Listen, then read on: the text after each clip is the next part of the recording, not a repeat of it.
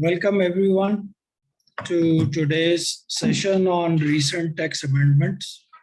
I am Syed Ali Abbas Hasni. I am Director Operations at PSEB.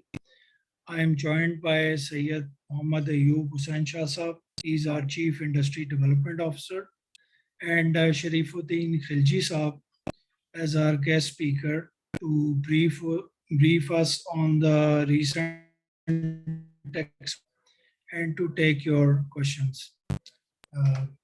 Ayub Shah Saab, Bismillahirrahmanirrahim and Assalamu alaikum everybody. It's an honor and a pleasure to have you all on board for the purpose. We hope and pray and wish that this will go a long way in our understanding onto the tax matters that are already enacted through the tax bill or the budget 2022-2023.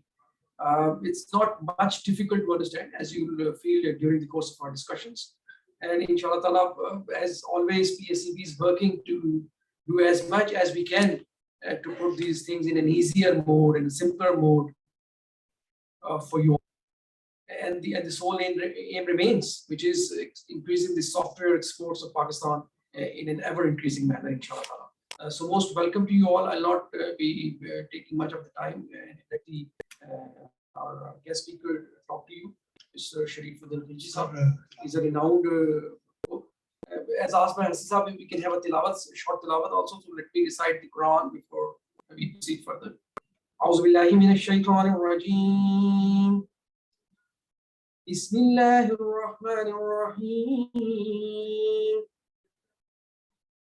Yasin wal Quranil Hakim. إنك لمن المرسلين على صراط مستقيم تنزيل العزيز الرحيم لتنذر قوما ما أنذر آباؤهم فهم غافلون لقد حق القول على أكثرهم فهم لا يؤمنون صدق الله مولانا العظيم وصدق رسوله النبي المبين الكريم. With this, handing over to the Khilji Saab, please. Bismillahirrahmanirrahim. Thank you very much, Hasni Saab, Ayub Saab, or Pakistan Software Export Board for providing me this opportunity. Tax law में हर साल changes आती रहती हैं और इस दफ़ा भी changes आई हैं.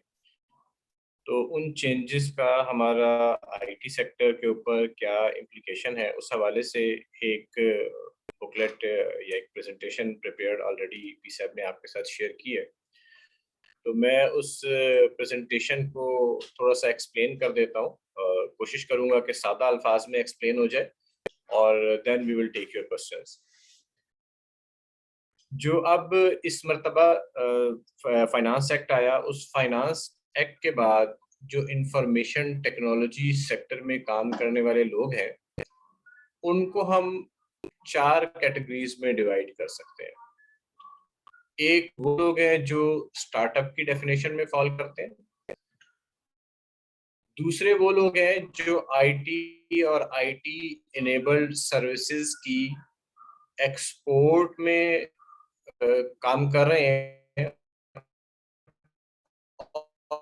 और पाकिस्तान सॉफ्टवेयर एक्सपोर्ट बोर्ड के साथ रजिस्टर्ड भी है. तीसरे वो लोग एक्सपोर्ट में काम कर रहे हैं लेकिन समहाउ पीसेप के साथ या पाकिस्तान सॉफ्टवेयर एक्सपोर्ट बोर्ड के साथ रजिस्टर्ड नहीं है.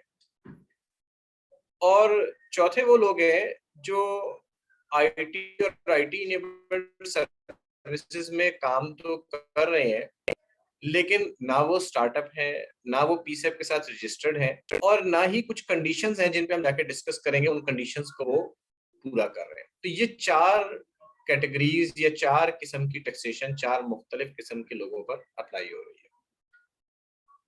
सबसे पहले जो स्टार्टअप है, स्टार्टअप पे कोई चेंज नहीं आई पिछले साल के मुकाबले में. पिछले साल भी स्टार्टअप के लिए tax credit 100% tax credit available था और अब भी वही कानून है. स्टार्टअप में कौन लोग फॉल कर सकते हैं? कोई भी रेजिडेंट पाकिस्तानी चाहे वो कंपनी बना के काम कर रहा है, चाहे वो एसोसिएशन ऑफ पर्सन के तौर पर काम कर रहा है, चाहे वो इंडिविजुअल है, फ्रीलांसर है, अगर वो स्टार्टअप की डेफिनेशन में फॉल करता है तो उसको कोई टैक्स पे नहीं करना। उसके पास 100% टैक्स क्रेडिट अवेलेबल है और उसकी सिंपल कंडीशंस हैं जो आईकेप की एडवाइजरी में आपको नजर आएंगी। अगर आप काइंडली पेज नंबर 2 पे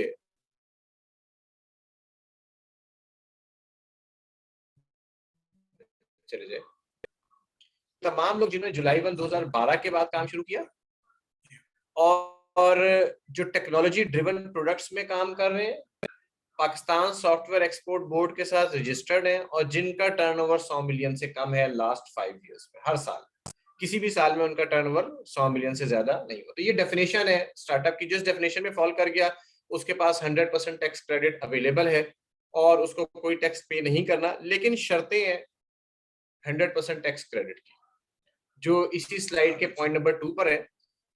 और वो शर्तें क्या है कि आपने रिटर्न फाइल करनी है, विदहोल्डिंग स्टेटमेंट अगर आपके ऊपर एप्लीकेबल है तो फाइल करनी है और सेल्स टैक्स रिटर्न्स आपने फाइल करनी है। तो ये जब 3 कंडीशंस आप मीट करेंगे तो आप स्टार्टअप की डेफिनेशन में फॉलो कर जाएंगे और आपको 100% टैक्स क्रेडिट मिलेगा। हाउएवर विदहोल्डिंग टैक्स है उसके लिए आपको या तो एग्जेम्पशन सर्टिफिकेट लेना पड़ेगा या अगर आपका विदहोल्डिंग कट रहा है तो आप उसके ईयर एंड के ऊपर रिफंड मांग सकते हैं। विदहोल्डिंग आपका एक्सपोर्ट ऑफ सर्विसेज पे भी हो सकता है कट रहा हो और विदहोल्डिंग आपका लोकल सर्विसेज पे भी हो सकता है कट रहा हो। तो ये स्टार्टअप की पोजीशन है जो पिछले साल से कोई चेंज इसके अंदर नहीं आई। उसके बाद हमारे पास जो मैंने कहा कि नेक्स्ट स्लाइड के ऊपर, उसके बाद जो हमारे पास लोग अवेलेबल हैं जो इंफॉर्मेशन टेक्नोलॉजी सर्विसेज की एक्सपोर्ट में काम कर रहे हैं और आईटी और आईटी इनेबल्ड सर्विसेज की डेफिनेशन में कोई चेंज नहीं आई है, तो इसलिए इसके पॉइंट नंबर 2 के ऊपर अगर हम देखें तो उनकी टैक्सेशन वहां पर डिफाइंड की गई है और वो टैक्सेशन ये है जी, ठीक है थोड़ा सा ऊपर कर,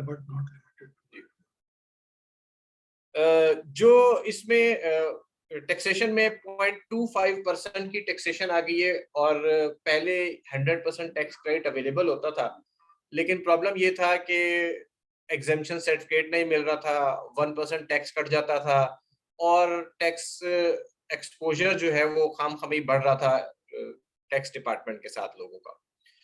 तो एक माइनर रेट के साथ टैक्स लगा दिया गया 0.25% ऑफ एक्सपोर्ट प्रोसीड्स का और इसके साथ अलबत्ता कुछ conditions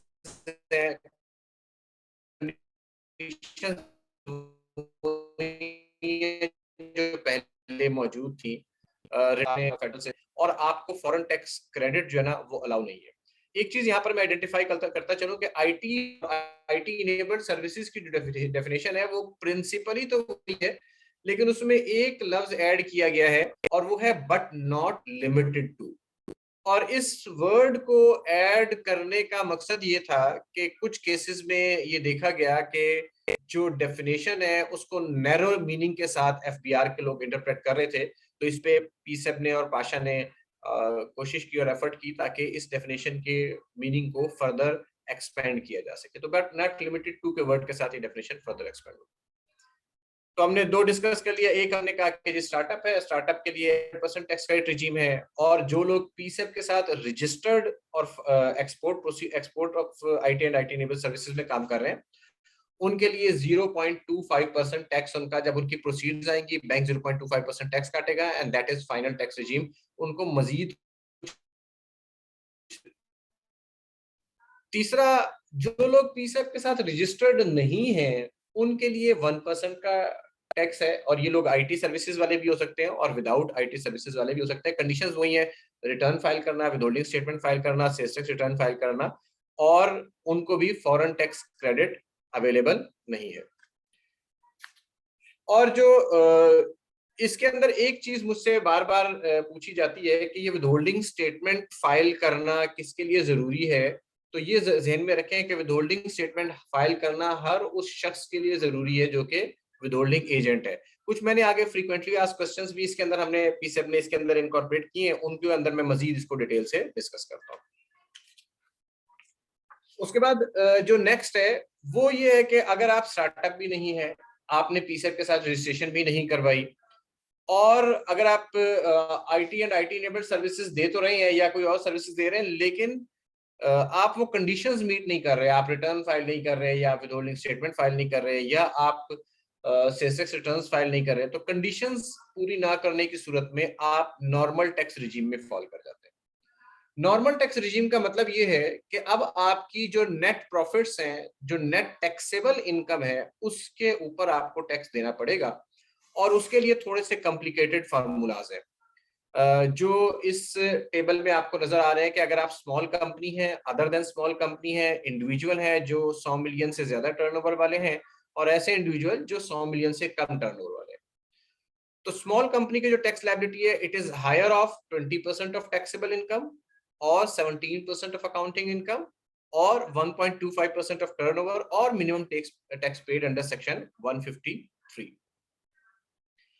other than small company की सूरत में बाकी चीजें तो कांस्टेंट है, लेकिन जो टैक्सेबल इनकम का रेट है वो 29% हो जाता है, और individual with more than 100 million turnover की सूरत में जो टैक्स लायबिलिटी कैलकुलेट होगी वो higher of percentage of taxable income, और 1.25% ऑफ टर्नओवर, और minimum tax paid under section 153। इन तीनों में से जो हायर होगी वो टैक्स लायबिलिटी होगी। और आखिरी जो 100 मिलियन से कम टर्नओवर वाले हैं, उनकी टैक्स लायबिलिटी कैलकुलेट होगी as a percentage of taxable income as per slab rates, और minimum tax paid under section 153।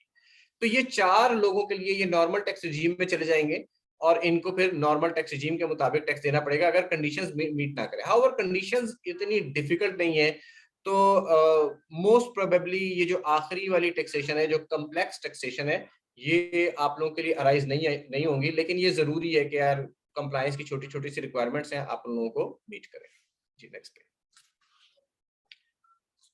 फिर अब तक जो हमारे पास क्वेश्चंस आए थे, उनकी बेसिस के ऊपर हम पीसेट ने इस एडवाइजरी में कुछ फ्रीक्वेंटली आस्क्ड क्वेश्चंस ऐड किए हैं, उनको मैं थोड़ा सा एक्सप्लेन कर देता हूँ। What is final tax regime? Final tax regime होता क्या है? फाइनल टैक्स रिजीम ये है कि आपका जो बैंक 0.25% या 1% टैक्स काट लेगा, वो फाइनल टैक्स है। इसके अलावा आपको कोई और टैक्स देने की जरूरत नहीं है कि आपका प्रॉफिट कम है या प्रॉफिट ज्यादा है, उसके हिसाब से आपको कोई टैक्सेशन वगैरह नहीं लगेगी। Is a certificate or application required for opting final tax regime? No, कोई सर्टिफिकेट रिक्वायर्ड नहीं है फाइनल टैक्स रिजीम। आपने सिंपली अपनी रिटर्न इस तरह से फाइल करनी है कि वो फाइनल टैक्स रिजीम की रिटर्न होगी। उसी रिटर्न के अंदर आप अपना जो डाटा फिल इन करेंगे वो फाइनल टैक्स रिजीम के कॉलम्स के अंदर फिल इन करेंगे। तो इसके लिए एफबीआर से कोई अप्रूवल या कोई इजाजत लेने की जरूरत नहीं है। As long as you are meeting the conditions, you just file your tax return under the final tax regime. अच्छा, एक इंटरेस्टिंग चीज ये है कि लोगों को ये अलाउ है सेक्शन 154A के तहत कि आप नॉर्मल टैक्स रिजीम भी अडॉप्ट कर सकते हैं। यानी फाइनल टैक्स रिजीम तो गवर्नमेंट ने आपको दिया है एक फेवरेबल टैक्स रिजीम, लेकिन नॉर्मल टैक्स रिजीम भी आप अडॉप्ट कर सकते हैं। तो अगर नॉर्मल टैक्स रिजीम, मुझसे सवाल पूछा जाता है कि भाई नॉर्मल टैक्स रिजीम क्यों ऑप्ट करेंगे जब फाइनल टैक्स रिजीम इतना आसान है? तो बाज लोग ऐसे हो सकते हैं जिनके पास कोई लॉसेस अवेलेबल हैं और वो उन लॉसेस को यूटिलाइज करना चाहें, या उनके पास कोई टैक्स क्रेडिट्स अवेलेबल हैं, वो उन टैक्स क्रेडिट्स को, जो फॉरेन टैक्स क्रेडिट्स हैं, उनको भी यूटिलाइज करना चाहें, या कोई और भी टैक्स क्रेडिट्स अवेलेबल हो सकते हैं। तो ये बहुत रिमोट चांसेस हैं कि कोई शख्स नॉर्मल टैक्स रिजीम में जाएगा, but yes there is an option available. So if there are any circumstances for somebody, he may opt for it. अच्छा, फिर ये सवाल कि जी विदहोल्डिंग स्टेटमेंट फाइलिंग जरूरी कब होती है? ठीक है। अच्छा, तीन बुनियादी चीजें हैं या तीन बुनियादी सेक्शंस हैं। इसको जरा क्वेश्चन नंबर 4 पे चले जाएंगे। तीन बुनियादी चीजें हैं बेसिकली जिनके ऊपर आपको विदहोल्डिंग टैक्स डिडक्ट करना होता है। एक सैलरी है सेक्शन 149 के तहत, एक रेंट है सेक्शन 155 के तहत, और एक गुड्स एंड सर्विसेज है सेक्शन 153 के तहत। ये जनरली वो सेक्शंस है जिनमें आप विदहोल्डिंग एजेंट बनते हैं। अब सैलरी में हर वो शख्स विदहोल्डिंग एजेंट बनेगा जिसके एम्प्लॉय की टैक्सेबल इनकम है। एवरी पर्सन जिसके कोई एम्प्लॉय की टैक्सेबल इनकम किस एम्प्लॉय की होगी? अगर आप किसी मुलाजिम को 50,000 रुपए महाना से ज्यादा तनख्वाह दे रहे हैं तो इट मीन्स आप विदहोल्डिंग एजेंट है, क्योंकि 50,000 रुपए से ज्यादा महाना तनख्वाह के ऊपर टैक्स लगता है। तो जिस शख्स ने अपने एम्प्लॉय को टैक्सेबल सैलरी पे कर रहा है, उसकी जिम्मेदारी है कि वो उसका टैक्स डिडक्ट भी करे और उसकी विदहोल्डिंग स्टेटमेंट भी जमा कराए, टैक्स भी डिपॉजिट करवाए। और ये विदहोल्डिंग एजेंट कोई इंडिविजुअल भी हो सकता है, कोई कंपनी भी हो सकती है और कोई एओपी भी हो सकती है। तो एक क्वेश्चन कि यार फ्रीलांसर्स को तो शायद विदहोल्डिंग स्टेटमेंट जमा कराने की जरूरत नहीं है। हाँ, अगर फ्रीलांसर के कोई एम्प्लॉइज नहीं है और वो फ्रीलांसर घर से बैठ के काम कर रहा है और उसका कोई ऐसा एम्प्लॉय नहीं है जिसकी 50,000 से ज्यादा की तनख्वाह है, तो यस, उसको सैलरी की वजह से विदहोल्डिंग स्टेटमेंट फाइल करने की जरूरत नहीं होगी। दूसरी जो जरूरत हो सकती है विदहोल्डिंग स्टेटमेंट फाइल करने की, वो हो सकती है आपको रेंट की वजह से। रेंट का ये है कि अगर आप कंपनी ने तो करना ही करना है, जो इंडिविजुअल या एसोसिएशन ऑफ पर्सन है या फ्रीलांसर्स हैं, अगर उनका रेंट, जो वो रेंट पे कर रहे हैं, जिस प्रेमिसेस से वो बिजनेस कर रहे हैं, उसका सालाना रेंट 15 लाख रुपए से ज्यादा है या 1.25 लाख रुपए पर मंथ से ज्यादा है, तो फिर उन लोगों को भी विदहोल्डिंग एजेंट बनना पड़ता है और उनको उसके ऊपर टैक्स डिडक्ट करके गवर्नमेंट को जमा करवाना पड़ता है। तीसरा गुड्स एंड सर्विसेज है, उसमें कंपनीज तो सारी की सारी विदहोल्डिंग एजेंट है, लेकिन उसमें इंडिविजुअल या एओपी जो है वो सिर्फ उस वक्त विदहोल्डिंग एजेंट बनता है जब उनकी एनुअल टर्नओवर 100 मिलियन से ज्यादा होती है। तो ये 3 वजूहात हैं जिनकी वजह से जनरली आप विदहोल्डिंग एजेंट हो सकते हैं। इनको आप देखें कि कहीं पर आप क्या सैलरी पे कर रहे हैं, रेंट पे कर रहे हैं, गुड्स सर्विसेज की पेमेंट कर रहे हैं, इनमें से किसी के क्राइटेरिया पर आप पूरे कर रहे हैं, तो it means you have to file withholding statement. और अगर आप कंपनी है फिर तो आपने करनी है लाजमी फाइल। उसके बाद नेक्स्ट क्वेश्चन है कि जी सुपर टैक्स क्या स्टार्टअप्स के ऊपर लगेगा? तो सुपर टैक्स का वैसे रेट 150 मिलियन है, लेकिन हमारे पास स्टार्टअप्स के ऊपर सुपर टैक्स नहीं लगेगा, क्योंकि स्टार्टअप जो है वो 100 मिलियन से ऊपर हो तो आप स्टार्टअप की डेफिनेशन से आउट हो जाते हैं, तो इसलिए स्टार्टअप्स के ऊपर सुपर टैक्स नहीं लगेगा। और जो बाकी फाइनल टैक्स रिजीम वाले हैं, क्वेश्चन नंबर 6 में ये पूछा गया कि जी क्या बाकी फाइनल टैक्स रिजीम वाले जो हैं, जो 0.25% जिनका टैक्स कट रहा है, उनके ऊपर सुपर टैक्स लगेगा? ये नहीं लगेगा। तो सुपर टैक्स में एक कंसेप्ट है इम्प्यूटेबल इनकम का। जो फाइनल टैक्स रिजीम वाले हैं उनके एक्चुअल टैक्सेबल प्रॉफिट्स या एक्चुअल उनके नेट प्रॉफिट्स देखने की बजाय लॉ उनकी इम्प्यूटेबल इनकम को देखेगा। और मैंने जब इम्प्यूटेबल इनकम कैलकुलेट की तो रफली ऐसी कंपनी जिसका ग्रॉस टर्नओवर 17.5 अरब रुपए या उससे ज्यादा हो, उस पे कहीं जाके super tax, gross turnover, profit नहीं, ग्रॉस टर्नओवर 17.5 अरब रुपए से ज्यादा हो, उस पे कहीं जाके सुपर टैक्स की एप्लीकेशन शुरू होती है। आईटी एंड आईटी सेक्टर की सिर्फ बात कर रहा हूँ। तो IT and IT enable services जो सिर्फ एक्सपोर्ट में काम कर रहे हैं, इट इज हाईली अनलाइकली कि उनमें से किसी भी कंपनी को सुपर टैक्स देना पड़ेगा। इसी तरह ऐसे एक्सपोर्टर्स जो 1% एफटीआर में हैं, उनकी इम्प्यूटेबल इनकम यानी ग्रॉस टर्नओवर जो है, अगर उनका तकरीबन 4.5 अरब रुपए का हो, तब कहीं जाके उनके पास इतनी इम्प्यूटेबल इनकम बनेगी कि उनके ऊपर सुपर टैक्स लगना शुरू हो जाए। तो ज्यादातर चांसेस यही है कि जो एक्सपोर्टर्स हैं, जो सिर्फ और सिर्फ एक्सपोर्ट में काम कर रहे हैं, उनके ऊपर सुपर टैक्स, हमारे पास प्रोबेबली ऐसी कोई कंपनी नहीं है जिसके ऊपर सुपर टैक्स अप्लाई हो। हाउएवर जो कंपनीज लोकल भी काम कर रही हैं और एफटीआर में भी काम कर रही हैं, उन कंपनीज को प्रोबेबली हो सकता है कि सुपर टैक्स हो। उनकी कैलकुलेशन फिर कंपनी टू कंपनी देखनी पड़ेगी। उसमें बुनियादी क्राइटेरिया है कि 150 मिलियन टैक्सेबल इनकम से 150 मिलियन से ज्यादा इनकम हो तो फिर वो होगा। अच्छा जी, फिर नेक्स्ट क्वेश्चन है filing of sales tax return. क्या ये जरूरी है एक्सपोर्ट ऑफ आईटी सर्विसेज के लिए या ये जरूरी नहीं है? अच्छा, इस्लामाबाद की जुरिसडिक्शन में जो लोग काम कर रहे हैं उनके लिए जरूरी है, इसलिए कि इस्लामाबाद में ये जीरो रेटेड है और जो जीरो रेटेड होते हैं वो टैक्सेबल सप्लाईज ही शुमार होती हैं, तो इसलिए उनको तो सेल्स टैक्स रिटर्न फाइल करनी पड़ेगी। सिंध में एसआरबी ने ये कहा था, उनको हमने एक लेटर लिखा था, तो एसआरबी ने कहा कि जी हमारे पे चाहे आप एग्जाम भी हैं, आपको अपने सेल्स टैक्स रिटर्न फाइल करनी ही करनी है।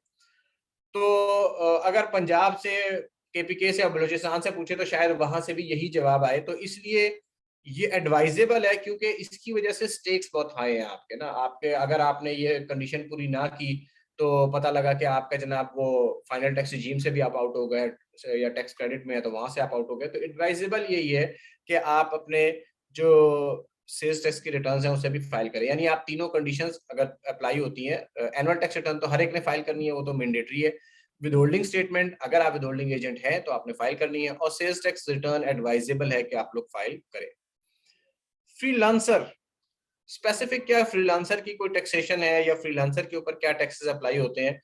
तो फ्रीलांसर के ऊपर जो टैक्सेशन मैंने डिस्कस की है, सारी फ्रीलांसर्स के ऊपर भी सेम टैक्सेशन अप्लाई होता है, यानी 100% क्रेडिट क्लेम कर सकते हैं अगर वो स्टार्टअप है, और अगर वो पीसेप के साथ रजिस्टर्ड है तो फिर वो 0.25% final discharge of tax liability होगा। अगर पीसेप के साथ रजिस्टर्ड नहीं है तो 1% final discharge of tax liability FTR होगा। अदरवाइज उनको नॉर्मल बिजनेस इनकम के तौर पर पे करना पड़ेगा अगर वो कंडीशंस, यानी 3 कंडीशंस जो हमने डिस्कस की, उनको मीट नहीं करते। एक क्वेश्चन जो बार बार अराइज हो रहा है, बहुत दफा पूछा गया है कि रिमोट वर्कर्स वर्सेस फ्रीलांसर्स। अब ये कंपनीज के लिए, आईटी कंपनीज के लिए एक ये प्रॉब्लम बनता जा रहा है कि इंटरनेशनल कंपनीज जो हैं वो रिमोट वर्कर्स को हायर कर लेती हैं, और जाहिर सी बात है वो फिर बाहर से पैसे आ रहे होते हैं तो लोग उसको अपनी फ्रीलांसिंग के तौर पर इनकम डिक्लेयर कर देते हैं, 0.25% या 1% पे उसका टैक्स कट जाता है। और कंपैरेटिवली जो पाकिस्तान में जो कंपनीज हैं, जो लोकल कंपनीज हैं, जब वो किसी एम्प्लॉय को हायर करते हैं तो उसके ऊपर टैक्स, जाहिर सी बात है, यहाँ के रेट से ज्यादा काटना पड़ता है।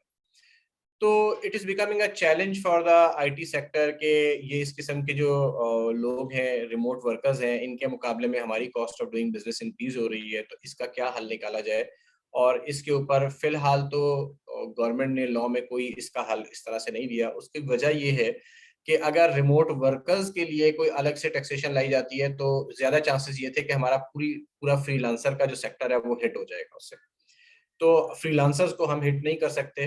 तो फॉर द टाइम बीइंग जो है वो रिमोट वर्कर्स जो है, companies have to come up with innovative ideas, या अपने जो कॉस्ट ऑफ डूइंग बिजनेस है उनकी इंक्रीज होगी रिमोट वर्कर्स की वजह से।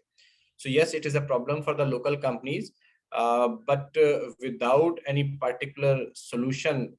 इस वक्त बाज कंपनीज ने, मैंने सुना ये किया है कि उन्होंने अपने कुछ ऑफिस पाकिस्तान से बाहर खोल के और अपने लोगों को रिमोट एम्प्लॉयमेंट पे ले लिया है। ये भी एक सोल्यूशन लोग यूज कर रहे हैं, लेकिन उसके अपने रिपरकशंस और अपनी डिफिकल्टीज हैं, जिसके बारे में भी डिस्कशन डिफिकल्ट है। अच्छा, एक सवाल ये है कि अच्छा, अगर कोई शख्स है नॉन फाइलर है तो क्या उसका 0.25% की बजाय 0.5% कटेगा, या 1% की बजाय 2% कटेगा? तो ऐसा नहीं होगा। जो चाहे फाइलर हो या नॉन फाइलर हो, उनका टैक्स रेट जो डिडक्शन का है वो वही रहेगा। बैंक 0.25% पे ही काटेगा या 1% के ऊपर ही काटेगा। हाउएवर, नॉन फाइलर होने का नुकसान ये होगा कि ये आप फाइनल टैक्स रिजीम से बाहर निकल जाएंगे, क्योंकि आपने रिटर्न नहीं फाइल की होगी, आप फाइनल टैक्स रिजीम से बाहर निकल जाएंगे, आप नॉर्मल टैक्सेशन में चले जाएंगे। ये टैक्स आपके लिए एडजस्टेबल हो जाएगा।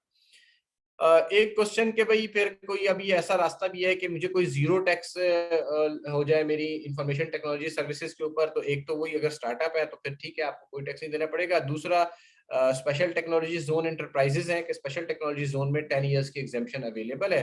तो अगर कोई अपने आप को स्पेशल टेक्नोलॉजी जोन एंटरप्राइज के तौर पर रजिस्टर करवा ले तो वो 10 ईयर्स एग्जेम्पशन में जा सकता है। एक इंसेंटिव जो अच्छा इंसेंटिव है वेंचर कैपिटल फंड्स के लिए, और वो ये इंसेंटिव आया है कि जुलाई 1, 2022 से जून 30, 2025 के दरमियान जो वेंचर कैपिटल कंपनीज हैं या फंड्स हैं जो रजिस्टर्ड है under relevant venture capital laws, उनको उनके प्रॉफिट्स एंड गेन्स के ऊपर 3 साल की इस पीरियड की एग्जेम्पशन फराहम कर दी गई है। जो लोकल आईटी सर्विस प्रोवाइडर्स हैं उनके ऊपर सुपर टैक्स के रेट्स इस टेबल में क्वेश्चन नंबर 15 के आखिर में गिवन है। 150 मिलियन से ऊपर 1% लगता है, फिर 200 मिलियन से ऊपर 2%, 250 मिलियन से ऊपर 3% और 300 मिलियन से ऊपर 4% लगता है। एक कुछ सेक्टर्स ऐसे भी हैं जिनके ऊपर 10% सुपर टैक्स का रेट लगाया गया है, लेकिन थैंकफुली आईटी सेक्टर उनमें से नहीं है। आपके जो सैलरीड पर्सन है जो आप लोगों के पास काम कर रहे हैं, उनके स्लैब रेट्स भी चेंज हो गए हैं और उनकी टैक्सेशन जो है रेट्स इंक्रीज हो गए हैं।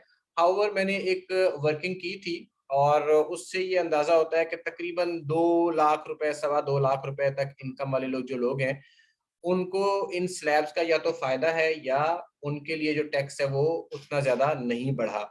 उससे ज्यादा जो सैलरी इनकम वाले लोग हैं उनके ऊपर टैक्स थोड़ा सा डिटेल से बढ़ा है। उसके लिए मेरे पास एक सेपरेट वर्किंग है, वो मैं पीसेप के साथ शेयर कर दूंगा, वो भी पीसेप अपनी वेबसाइट के ऊपर शेयर कर सकते हैं। और जो नॉन सैलरीड पर्संस या एओपीज हैं जो नॉर्मल टैक्स रेट्स में जाएंगे, उनके ऊपर जिनका स्लैब रेट्स का हमने वाला दिया था वो मैंने क्वेश्चन 17 के आखिर में दे दिए। तो अगर आप स्टार्टअप भी नहीं है, आप 0.25% में भी नहीं आते, आप 1% में भी नहीं आते, तो अगर आप इंडिविजुअल या एओपी हैं तो आपने इस रेट से, स्लैब रेट्स के जो क्वेश्चन 17 के जवाब में दिए गए हैं, आपने टैक्स देना है। तो ये हमारे पास इनकम टैक्स था। हसीन साहब क्या चाहेंगे कि हम इस स्टेज के ऊपर इनकम टैक्स पे क्वेश्चंस ले लें या मैं पूरा सेल्स टैक्स भी एक्सप्लेन कर दूं? मेरे ख्याल में इनकम टैक्स ऑर्डिनेंस पे हम क्वेश्चन एंड आंसर कर लेते हैं। जी, इनकम टैक्स पे क्वेश्चन आंसर कर लेते हैं। जी please, any questions on income tax ordinance?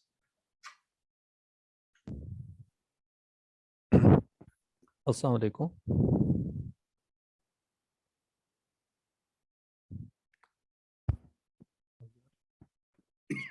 Ali साहब, आवाज़ जा रही है आपको? जी जी आ रही है। अच्छा, मैं कैसर Raqib from RNS solution.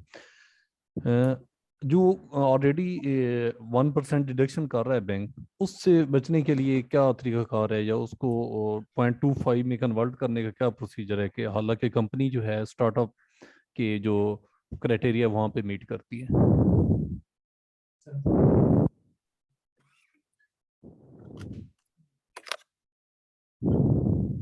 Unmuted ही है। अच्छा, आपको मेरी आवाज आ रही है? जी जी आ रही है।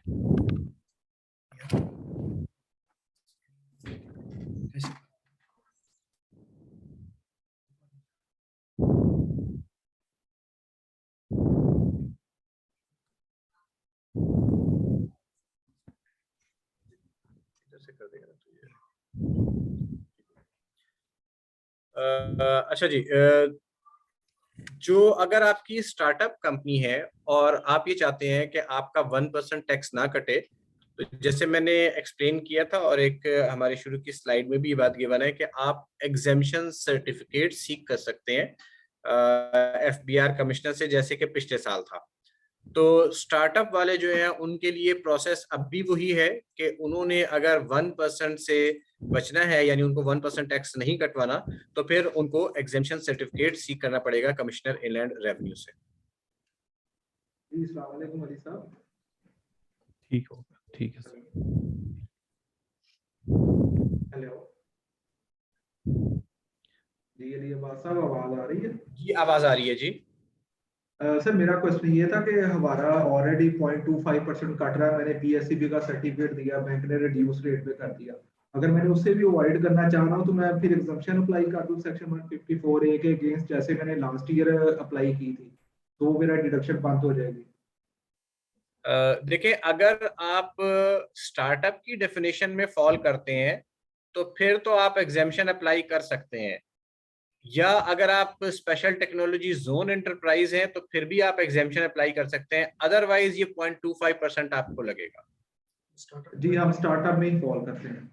अगर स्टार्टअप नहीं है तो जी ये 0.25% FTR है, आपको एग्जेम्पशन सर्टिफिकेट नहीं मिल सकता। Thank you so much. जी, स्टार्टअप। जी, अस्सलाम वालेकुम सैयद अली अब्बास साहब। अच्छा, ये स्टार्टअप की डेफिनेशन में ये कौन सी टाइमलाइन क्या इसकी फॉल करती है? स्टार्टअप की डेफिनेशन में जी, जो लोग जिन्होंने बिजनेस शुरू किया जुलाई 1 2012 के बाद से, वो तमाम लोग। दूसरी बात ये है कि जो टेक्नोलॉजी ड्रिवन प्रोडक्ट्स में काम करते हैं, और तीसरी चीज ये है कि PSEB के साथ रजिस्टर्ड है, और चौथी चीज ये है कि पिछले 5 सालों में किसी भी साल में उनका जो टर्नओवर है वो 100 मिलियन रुपए से ज्यादा का नहीं है, यानी ग्रॉस रेवेन्यू 100 मिलियन रुपए से ज्यादा का नहीं है। जो ये चारों कंडीशन मीट करता है वो स्टार्टअप की डेफिनेशन में शामिल है, और उसकी इनकम जिस साल वो PSEB के साथ रजिस्टर हुआ उस साल और उससे अगले 2 साल, यानी 3 सालों के लिए उसकी इनकम की एग्जेम्पशन क्रेडिट है, 100% क्रेडिट है।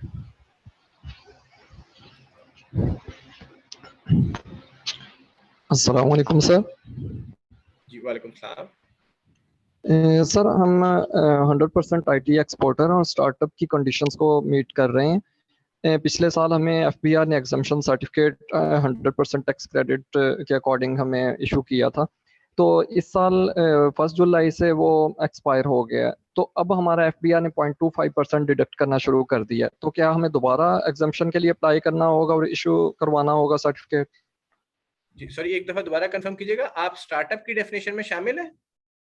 जी सर, स्टार्टअप की डेफिनेशन में शामिल है। जी, आपको PSCB ने एज अ स्टार्टअप रजिस्टर किया था? जी जी जी।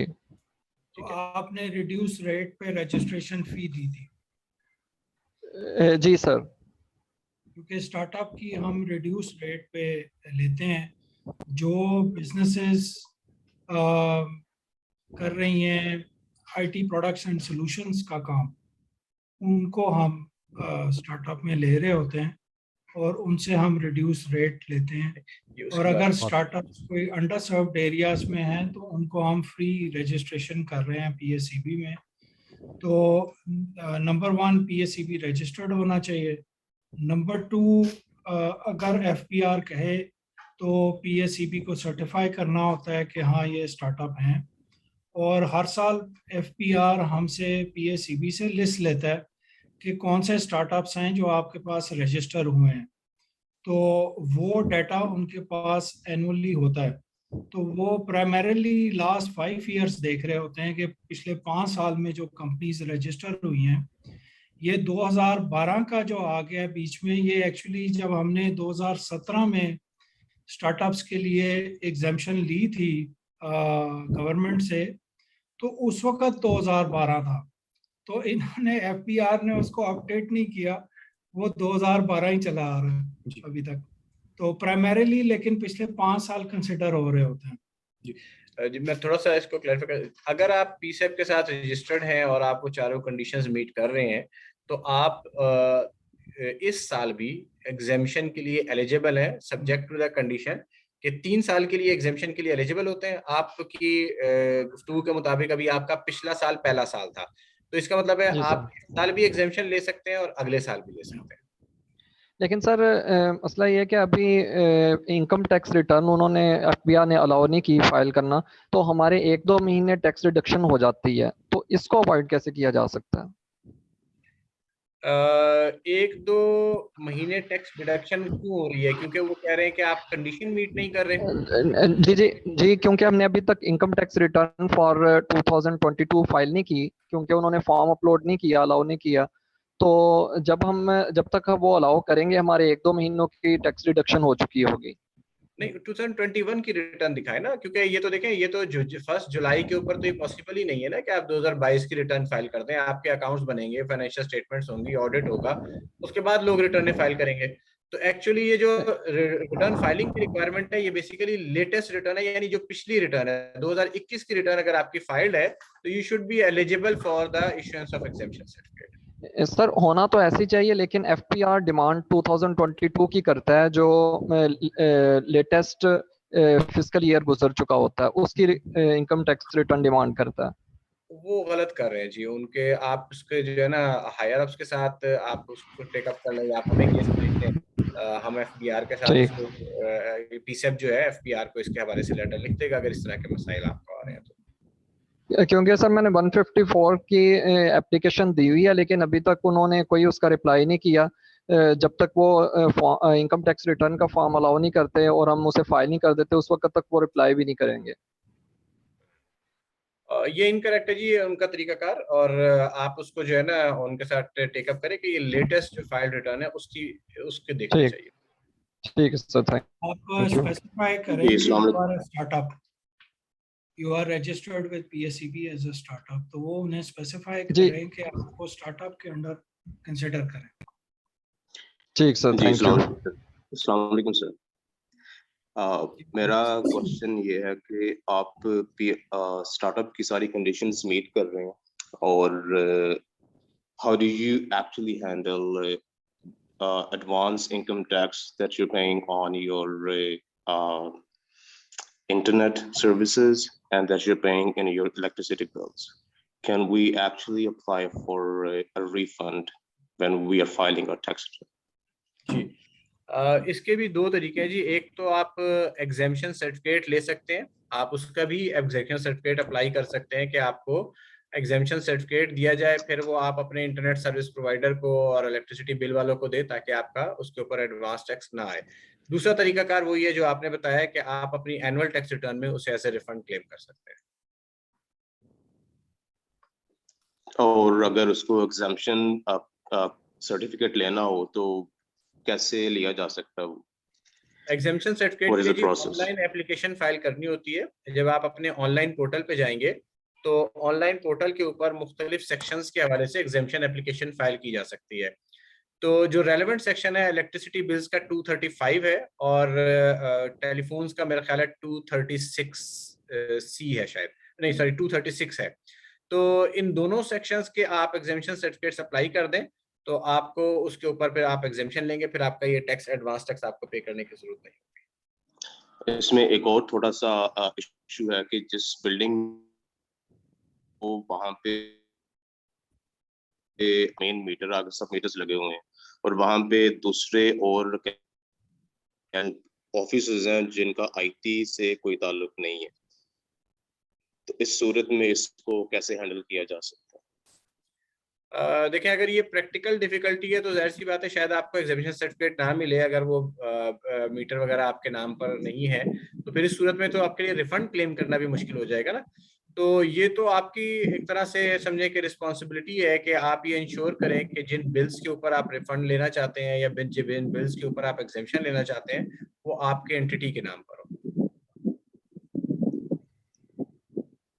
ठीक होगा sir, thank you sir. Sir एक क्वेश्चन ये है कि जो ये एडवांस टैक्स हो रहा है ये सिर्फ स्टार्टअप पे है कि या स्टार्टअप वाले सिर्फ सर्टिफिकेट दे सकते हैं या जो कंपनीज ऑलरेडी 10 साल या 5 साल से चल रही हैं ये वो भी दे सकते हैं? कौन सा वाला एग्जेम्पशन सर्टिफिकेट यासिर साहब? ये एडवांस टैक्स के लिए जिस तरह बात की है अभी कि जी इलेक्ट्रिसिटी वाला की बात कर रहे हैं आप? जी, इलेक्ट्रिसिटी, इंटरनेट और इन चीज़ों पे जी। ये स्टार्टअप भी ले सकता है और आप एफटीआर वाली कंपनीज भी ले सकती हैं, क्योंकि अब आपकी इनकम फाइनल टैक्स रिजीम के अंदर आ गई है, तो आप भी इलेक्ट्रिसिटी के लिए अप्लाई कर सकते हैं और ले सकते हैं। जी थैंक यू। अच्छा एक और चीज़ थी सर कि इसमें जो 1% जो सर्विस चार्जेस थे लास्ट ईयर जो थे और ये इस दफ़ा 0.25 है, क्या ये दोनों एप्लीकेबल हैं या सिर्फ 0.25 एप्लीकेबल हो या 1?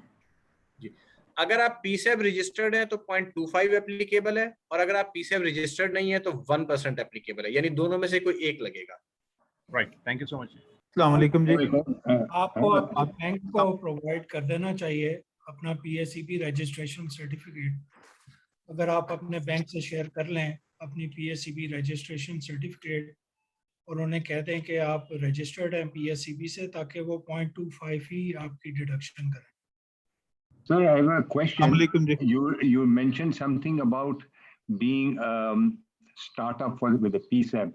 Now, when we register, we have to inform you that we are a startup because we got registered about 3-4 years ago, and we just got registered on a normal basis.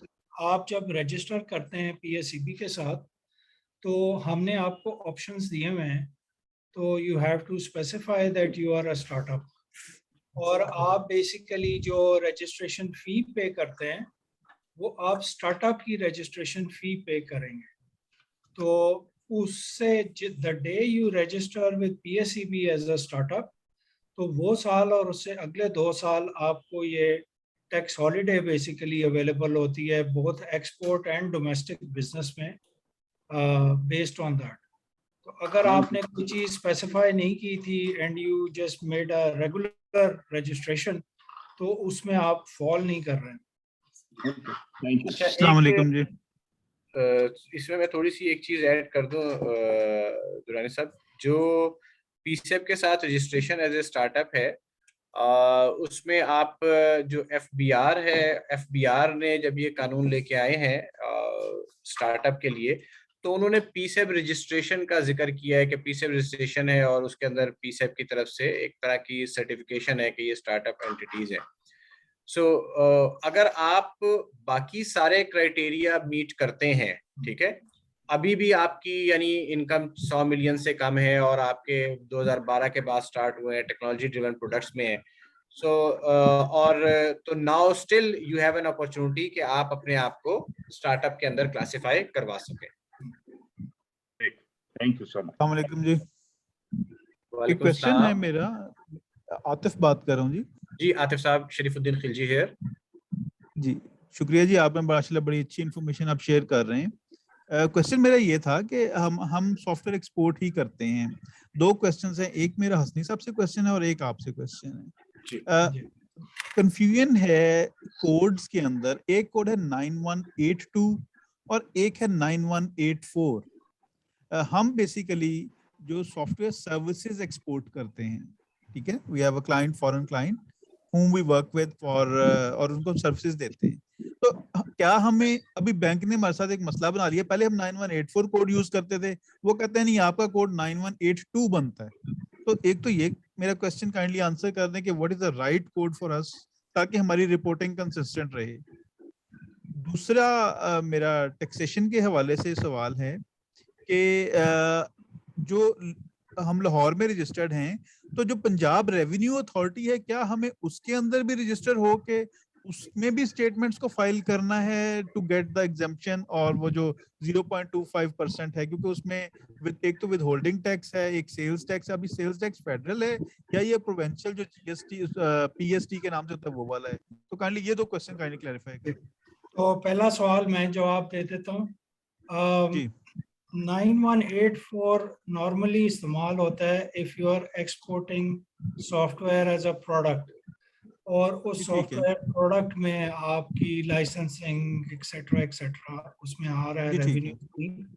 तो normally technically हमें 9184 इस्तेमाल करना चाहिए if you are a product company. अगर आप software development services दे रहे हैं या सॉफ्टवेयर कंसल्टेंसी सर्विसेज दे रहे हैं, तो 9182 इज मोर सूटेबल। और अगर आप फॉर इंस्टेंस IoT या कोई और अदर कंप्यूटर सर्विसेज कर रहे हैं, इवन BPO की कंपनीज जो हैं वो फिर 9185 यूज करती हैं अदर कंप्यूटर सर्विसेज। और अगर कॉल सेंटर सर्विसेज दे रहे हैं तो फिर 9102 इस्तेमाल होता है। जी साहब, जी ठीक है, बहुत शुक्रिया जी, प्लीज बहुत शुक्रिया जी। प्लीज टैक्स रिगार्डिंग PRA और जी वो सिंध का जो टैक्स है उसके बारे में काइंडली। अच्छा, जो सेल्स टैक्स की रिक्वायरमेंट्स हैं वो ये हैं कि अगर आप एक्सपोर्ट ऑफ सर्विसेज में इन्वॉल्व हैं और आप PRA में हैं या आप सिंध में हैं या आप इस्लामाबाद में हैं, तो इट इज एडवाइजेबल कि जिस रेलेवेंट जुरिस्डिक्शन में आप हैं उस रेलेवेंट जुरिस्डिक्शन में सेल्स टैक्स रजिस्ट्रेशन करवा के उसकी निल की एग्जेम्प्ट की रिटर्न आप फाइल करते रहें। ठीक है जी, सही है, ठीक है। क्योंकि उसकी कॉस्ट ऑफ कंप्लायंस जो है इसमें, क्योंकि असल में थोड़ा सा इख्तलाफ है, और लेकिन इसकी कॉस्ट ऑफ कंप्लायंस बहुत कम है। और जबकि अगर ये कंप्लायंस ना करें और इस पे आपका FBR से इख्तलाफ हो जाए तो उसकी कॉस्ट आपको ज्यादा होगी। तो इट इज एडवाइजेबल कि आप यू मेंटेन द कंप्लायंस और उसको जो रेलेवेंट जुरिस्डिक्शन यहाँ पे करें। मतलब अगर हम लाहौर में रजिस्टर्ड हैं, क्योंकि हम सेल्स टैक्स के लिए FBR में तो रजिस्टर्ड है, वहां हम सेल्स टैक्स की अपनी नील इनवॉइस फिल करते हैं, उसको रिटर्न फाइल करते हैं। ठीक है, लेकिन हमें साथ ही आप कहते हैं कि being a Lahore based company we should also get registered with PRA as well, और वहां भी हम वो अपनी रिटर्न नील की फाइल करना शुरू करें। जी बिल्कुल, it is advisable. Thank you, Asmi Saab. If I can just throw in two bits, I think for products you have to, it's a federal matter, and for services or something is a provincial matter. जी बिल्कुल जी। If you're doing a thing on services, then you do have to be with the provincial government. जी बिल्कुल ऐसा ही है। Mostly आपकी domestic business जो आप कर रहे हैं उस पे प्रोविंशियल कम्स इनटू प्ले, और जो आप एक्सपोर्ट कर रहे हैं उसमें mostly federal comes into play. However आपके प्रोविंस की तरफ से भी कोई एक्सपोर्ट पे एग्जेम्पशन होनी चाहिए। अगर आपके प्रोविंस में एक्सपोर्ट ऑफ सर्विसेज पे है कोई टैक्स, तो वो फिर आप लायबल हैं कि वो पे करें।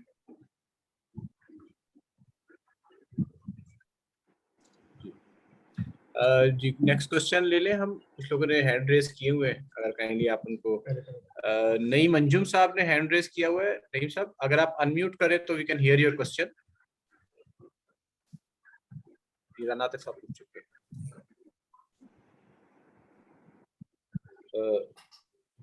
नईम अंजुम साहब आपका हैंड रेज है।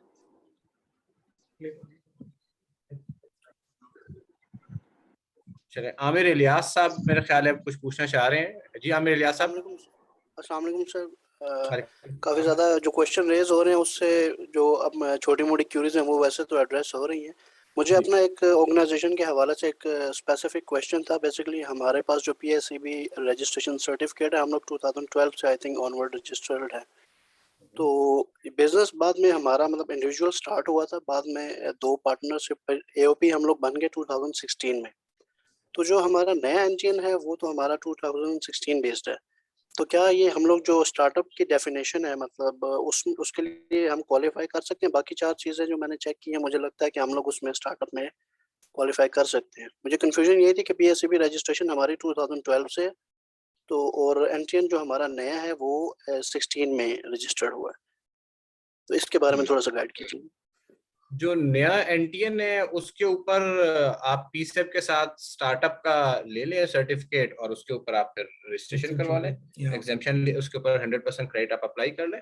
नॉर्मली जब आपका NTN चेंज हो जाता है तो योर न्यू लीगल जी, ऐसी एंटिटी, न्यू लीगल एंटिटी, तो वो प्रेफरेबल होता है कि आप नई रजिस्ट्रेशन कराएं rather than continuing the previous one because that was a different legal entity.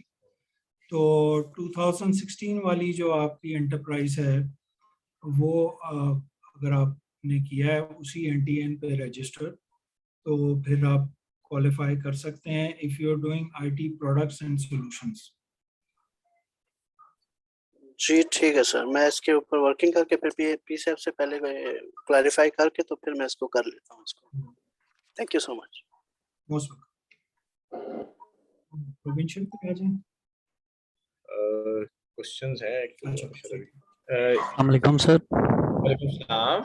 अच्छा सर, हमारी कंपनी जो है ये तो वे बैक इन 1998-97 में रजिस्टर्ड हुई थी PSEB के साथ, और अब जैसे कि हमारा रेवेन्यू भी जो है जो वो 100 मिलियन से कम है, तो स्टिल वी कैन फॉल या we can claim the regime of startup और नो? ये जुलाई 2012 के बाद वालों के लिए जी, उससे पुराने वालों के लिए नहीं। अच्छा सर, सॉरी, सेकंड क्वेश्चन मेरा ये है कि जैसे हमारा जो विदहोल्डिंग टैक्स जो जमा हो रहा है FBR के पास, ये refundable in case of cash amount हो सकता है या नहीं? अगेन ये सेटल डाउन होगा अगेन हमारे किसी फाइनल टैक्स रिजीम के अगेंस्ट? कौन से वाले टैक्स की बात कर रहे हैं, जो 0.25% या 1% कट रहा है या बिजली के बिलों वाला? एग्जैक्टली सर, जो 0.25 और 1% जो काट रहा है। ये तो FTR है ना जी, ये तो फाइनल टैक्स रिजीम है, इसकी तो कोई सेटलमेंट आपको वापस नहीं मिलेगी। हाँ, पिछले साल जब ये 100% टैक्स क्रेडिट रिजीम था तो उसका आप रिफंड आप मांग सकते हैं कि भाई उस साल में आपका टैक्स गलत कटा है। जो करंट ईयर में आपका 0.25% कट रहा है वो FTR है, फाइनल टैक्स रिजीम है, उसका आपको रिफंड नहीं मिलेगा। जज़ाकल्लाह sir, thank you very much. जी, याकूब साहब ने हैंड रेज किया हुआ है। याकूब साहब क्वेश्चन पूछना चाह रहे हैं? जी मैं पूछना चाह रहा हूँ कि जी मैं ये पूछना चाह रहा हूँ कि हमारा जो क्लाइंट है, जो US बेस्ड क्लाइंट है, जो हमें पेमेंट बाहर से भेजता है, वो हमें कोड में भेजता है 9184 स्टेट बैंक के कोड में, मगर हम लोग जो सर्विस दे रहे हैं वो उसी क्लाइंट को हम 3-4 तरह की सर्विस दे रहे हैं, जो कि पर्टेन करती है 9182 से भी, 9185 से भी और 4 से भी। तो इससे कोई फर्क तो नहीं पड़ता है? नहीं, नॉट रियली। आप की एज लॉन्ग एज आपकी एक्सपोर्ट प्रोसीड्स जो हैं वो रिपोर्ट हो रही हैं, they are coming through formal banking channels, और जो हमारे एलिजिबल IT और IT इनेबल्ड सर्विसेज के कोड्स हैं उसमें फॉल कर रही हैं, तो as far as taxation is concern कोई इशू नहीं है। सही है, हाँ बिल्कुल सही है। हम EEB उसी मुताबिक जमा करवाते हैं, मगर फिर भी मैंने कहा थोड़ा प्लस ये टैक्स अथॉरिटीज बड़ा बारीकी में देखना शुरू कर दें तो उस तरह के प्रॉब्लम्स आते रहते हैं। At that time you can also get some sort of certification from PSEB telling the FBR कि भाई ये IT की कंपनी है और जेन्युइन काम कर रही है, तो आपको बॉदर ना करें। सही है।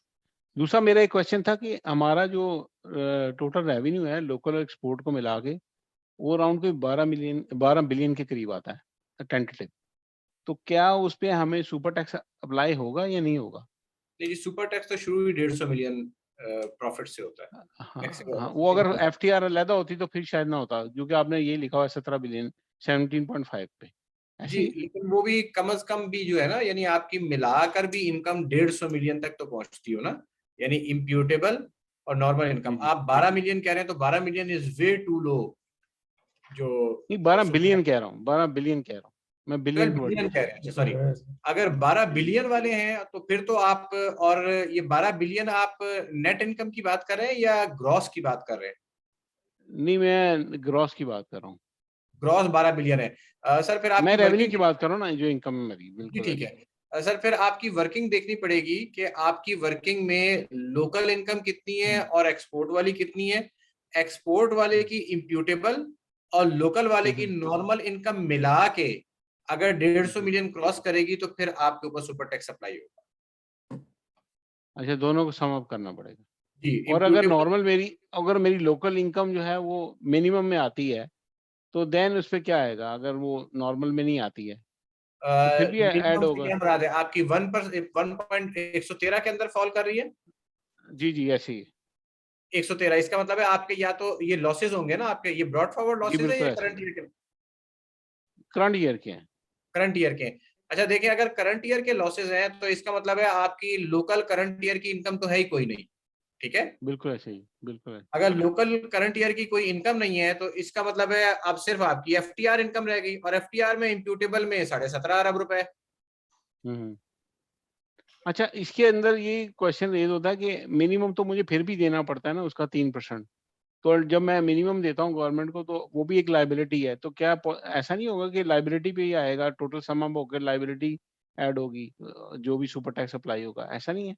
नहीं जी, मिनिमम टैक्स तो आपका अप्लाई हो रहा है आपकी लोकल जो सर्विसेज है उनके ऊपर। ठीक है, जो 3% अप्लाई हो रहा है वो मिनिमम टैक्स है। बिल्कुल अब आपने ये फरमाया कि आपकी जो लोकल इनकम है उस लोकल इनकम में जब एक्सपेंसेस माइनस करें तो आपका नेट प्रॉफिट जो है वो 0 हो जाता है या लॉस में आप चले जाते हैं। ठीक है, बिल्कुल ऐसे ही। तो इसका मतलब ये हुआ कि आपका जो local income from the perspective of super tax तो 0 हो गई। ठीक है, और from the perspective of export सिर्फ रह गई, तो जो एक्सपोर्ट है वो 17.5 अरब से नीचे तो वैसे ही नहीं होती, तो फिर आप दोनों मिला के बनेगी नहीं ना आपकी। अच्छा, आप 17.5 अरब कैसे कर रहे हैं? मुझे उसकी थोड़ी कैलकुलेशन समझ नहीं आ रही। आपने 17.5 को 17.5 अरब रुपए की कैलकुलेशन थोड़ी सी कम्प्लेक्स है, तो वो फिर ये कि हमारा टाइम यहाँ पर ज्यादा ले लेगी। हम उसको जो है ना, अगर आप मुझे पर्सनली उसको कर रहे तो मैंने एक वर्किंग बनाई हुई है, वो मैं आपको शेयर कर सकता हूँ या पीसेप के साथ शेयर कर लूंगा। आप बेसिकली tax@pscb.org.pk पे क्वेरीज भेज दें, हम पीजी साहब शेयर कर देंगे एंड ही विल जी काइंडली बताते हैं दोबारा मुझे जरा नाम क्या बताया आपने? tax जी @pscb.org.pk। ये मैं यहाँ आप चैट बॉक्स में भी लिख रहे हैं? हाँ जी, मैं अब चैट बॉक्स में लिख लेता हूँ। ठीक है, इंडिविजुअल ये मैंने लिख दिया। ये हमने आपको ईमेल एड्रेस लिख दिया है, तो आप इस ईमेल एड्रेस पे क्वेरीज भेजेंगे, वी विल इंशाल्लाह रिस्पॉन्ड। ईमेल आप भेजेंगे। इसी से रेलेवेंट एक क्वेश्चन है जी मेरा, आतिफ बात कर रहा हूँ जी। आतिफ, ये जो सुपर टैक्स है ये एक्सपोर्ट्स पे भी लागू है मतलब, और इसका एप्लीकेशन ईयर कौन सा है? क्या ये अगले साल की इनकम पे होगा या जो इनकम आप अर्न कर चुके हैं जून 2022 तक उस पे एप्लीकेबल होगा? जी ये 2022 पे एप्लीकेबल है, जो साल खत्म हो गया। और इसका क्या वो इसका मतलब एप्लीकेशन क्राइटेरिया एक्सपोर्ट प्रोसीड्स पे भी है? मतलब हम सॉफ्टवेयर एक्सपोर्ट करते हैं जिस तरह मैंने अर्ज किया, तो क्या हमारे ऊपर सुपर टैक्स भी इम्पोज होगा? जी, इस पे जैसे मैंने अर्ज किया कि जो सुपर टैक्स है ना, उसके लिए इन्होंने इनकम की एक अलग डेफिनेशन दी है। ठीक है, अच्छा जी। और जी, उस अलग डेफिनेशन के अंदर जो एक्सपोर्ट वाले लोग हैं, जो एफटीआर वाले लोग हैं, उनके लिए इन्होंने कहा कि उनकी इम्प्यूटेबल इनकम पे टैक्स लगेगा। अब इम्प्यूटेबल क्या होता है जी? जी वो मैं बता रहा हूँ। इम्प्यूटेबल इनकम कैलकुलेट कैसे होती है उसको थोड़ी देर के लिए आप इग्नोर कर दें, क्योंकि वो कम्प्लेक्स कैलकुलेशन में वर्क बैक करना एक्सेल में मैं आपको कर दूंगा। लेकिन मैंने खुद जब कैलकुलेट किया तो जिसकी आमदनी 17.5 अरब रुपए ग्रॉस इनकम, ऐसा आईटी पर्सन जिसकी ग्रॉस इनकम 17.5 अरब रुपए होगी, उसके ऊपर सुपर टैक्स अप्लाई होगा। ये जो आपका जो है ना उस यानी सिर्फ एक्सपोर्ट वाले की बात कर रहा हूँ। एक्सपोर्ट वाले की बात, ठीक है। अगर सिर्फ एक्सपोर्ट में है, और मतलब अगर हम आप अपनी, जी आप कंप्लीट कीजिए। जी, और अगर आपकी लोकल इनकम भी है और एक्सपोर्ट इनकम भी है या सिर्फ लोकल इनकम है तो उसकी कैलकुलेशन थोड़ी सी डिफरेंट है। तो वो जैसे हमने कहा कि जी आप टैक्स एट पीसेट के ऊपर भेज दें तो हम आपको कैलकुलेशन थोड़ी सी उसकी बता सकते हैं। जी जो सिर्फ बिल्कुल ठीक एक्सपोर्ट है। वाले हैं उनके लिए कोई मसला नहीं है, जो लोकल वाले हैं उनकी एंटिटी टू एंटिटी कैलकुलेशन थोड़ी सी वेरी कर सकती है।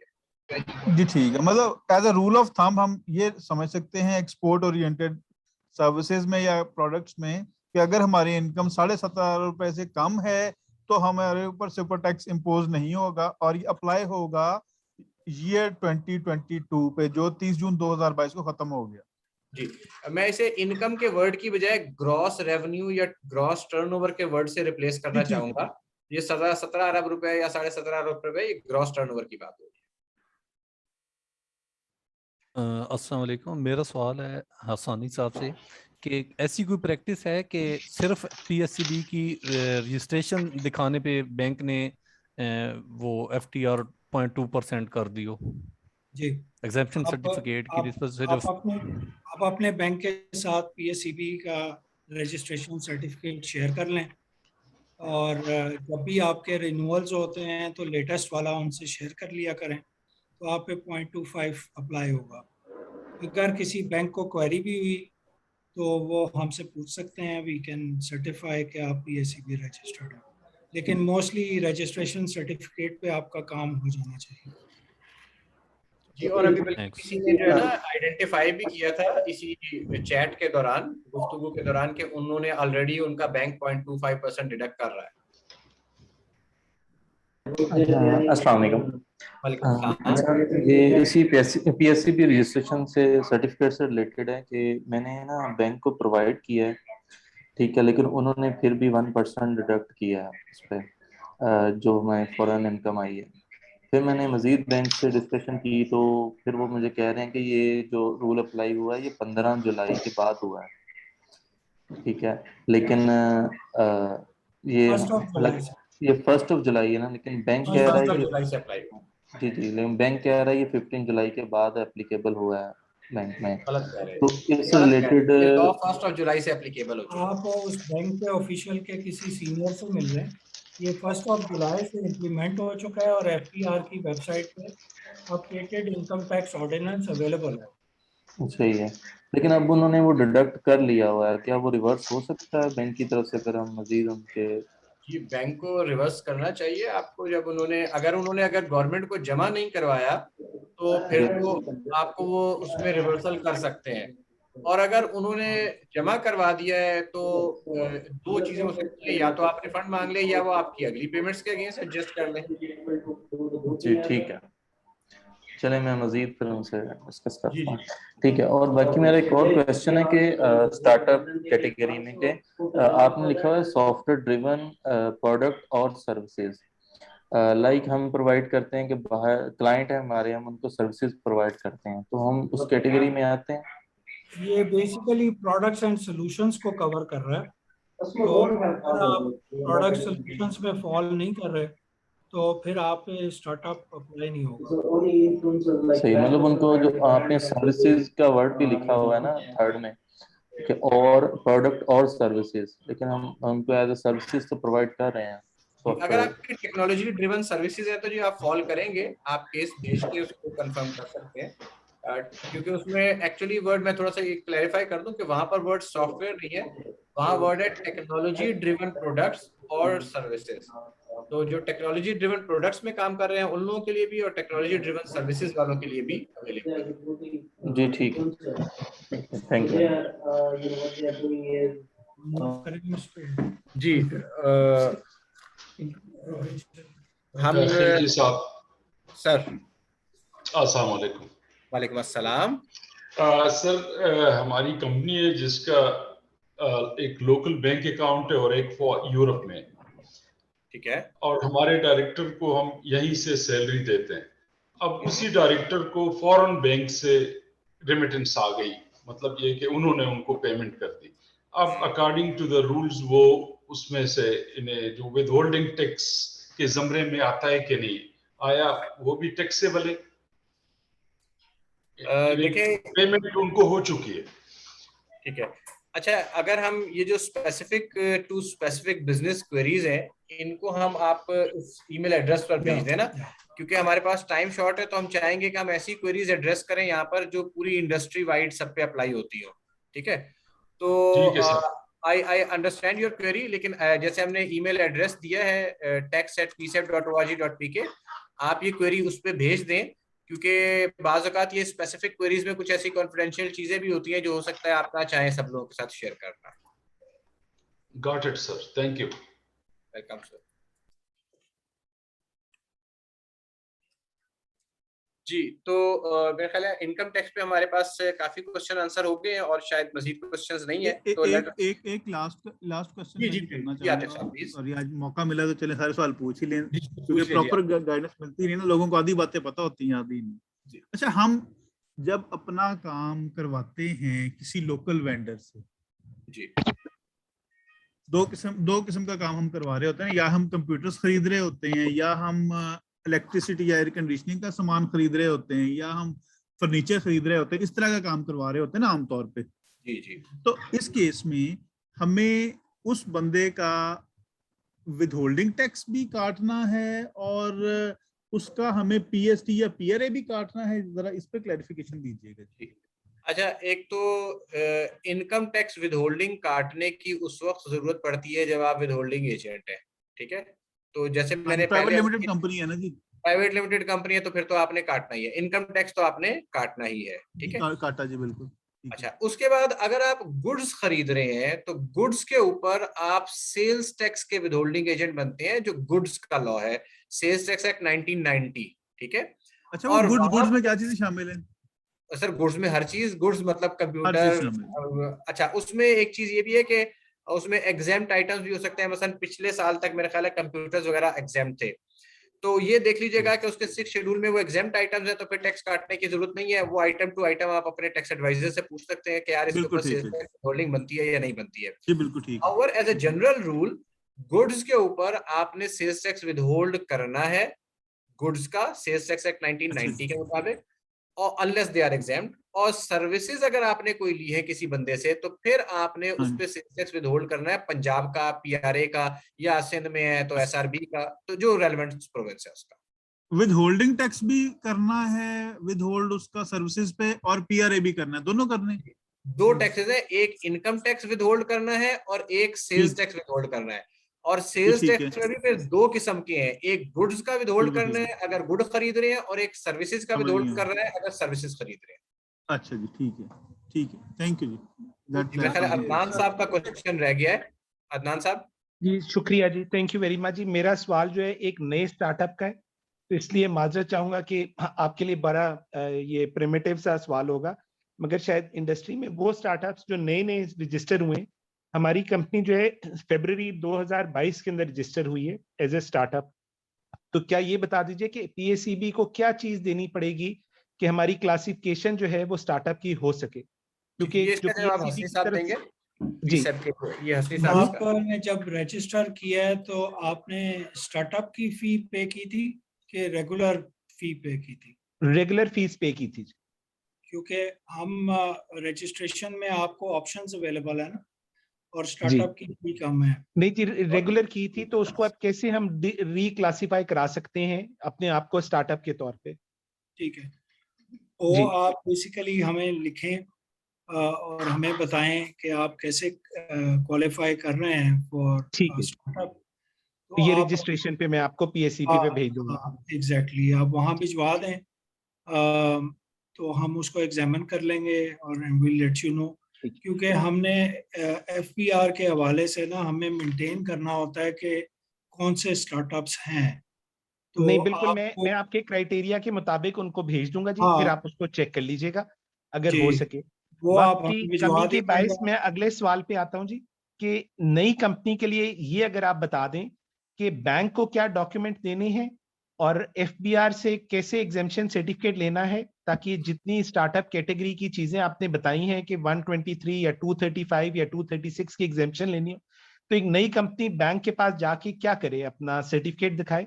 और इसी से रिलेटेड ये है कि अगर फ्रीलांसर हो तो क्या यही प्रोसेस पे फ्रीलांसर के लिए भी एप्लीकेबल होगा कि अपना सर्टिफिकेट ले जाके बैंक को दे दिया जाए कि जी मैं फ्रीलांसर हूं और मेरे जब पेमेंट सर्विसेज की या इसके ऊपर आएगी तो वो एग्जेम्पशन से या 0.25 की एग्जेम्पशन में आएगी? शुक्रिया जी। बैंक को ना आपने सिर्फ अपनी एग्जेम्पशन क्लेम करने के लिए आपको सिर्फ एग्जेम्पशन सर्टिफिकेट चाहिए होता है, ठीक है। यानी आपने बैंक, अगर आप ये चाहते हैं कि बैंक आपकी पेमेंट्स के ऊपर 0.25% या 1% टैक्स ना काटे क्योंकि आप स्टार्टअप हैं, तो you just need to provide an exemption certificate to the bank issued by Federal Board of revenue.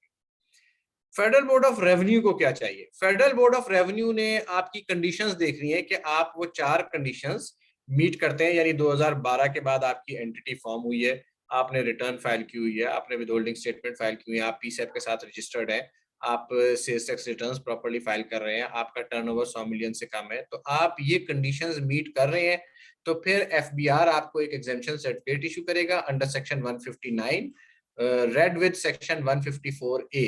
ये एग्जेम्पशन सर्टिफिकेट ले जाके आप बैंक को देंगे तो आपका 0.25% या 1% टैक्स डिडक्ट नहीं होगा।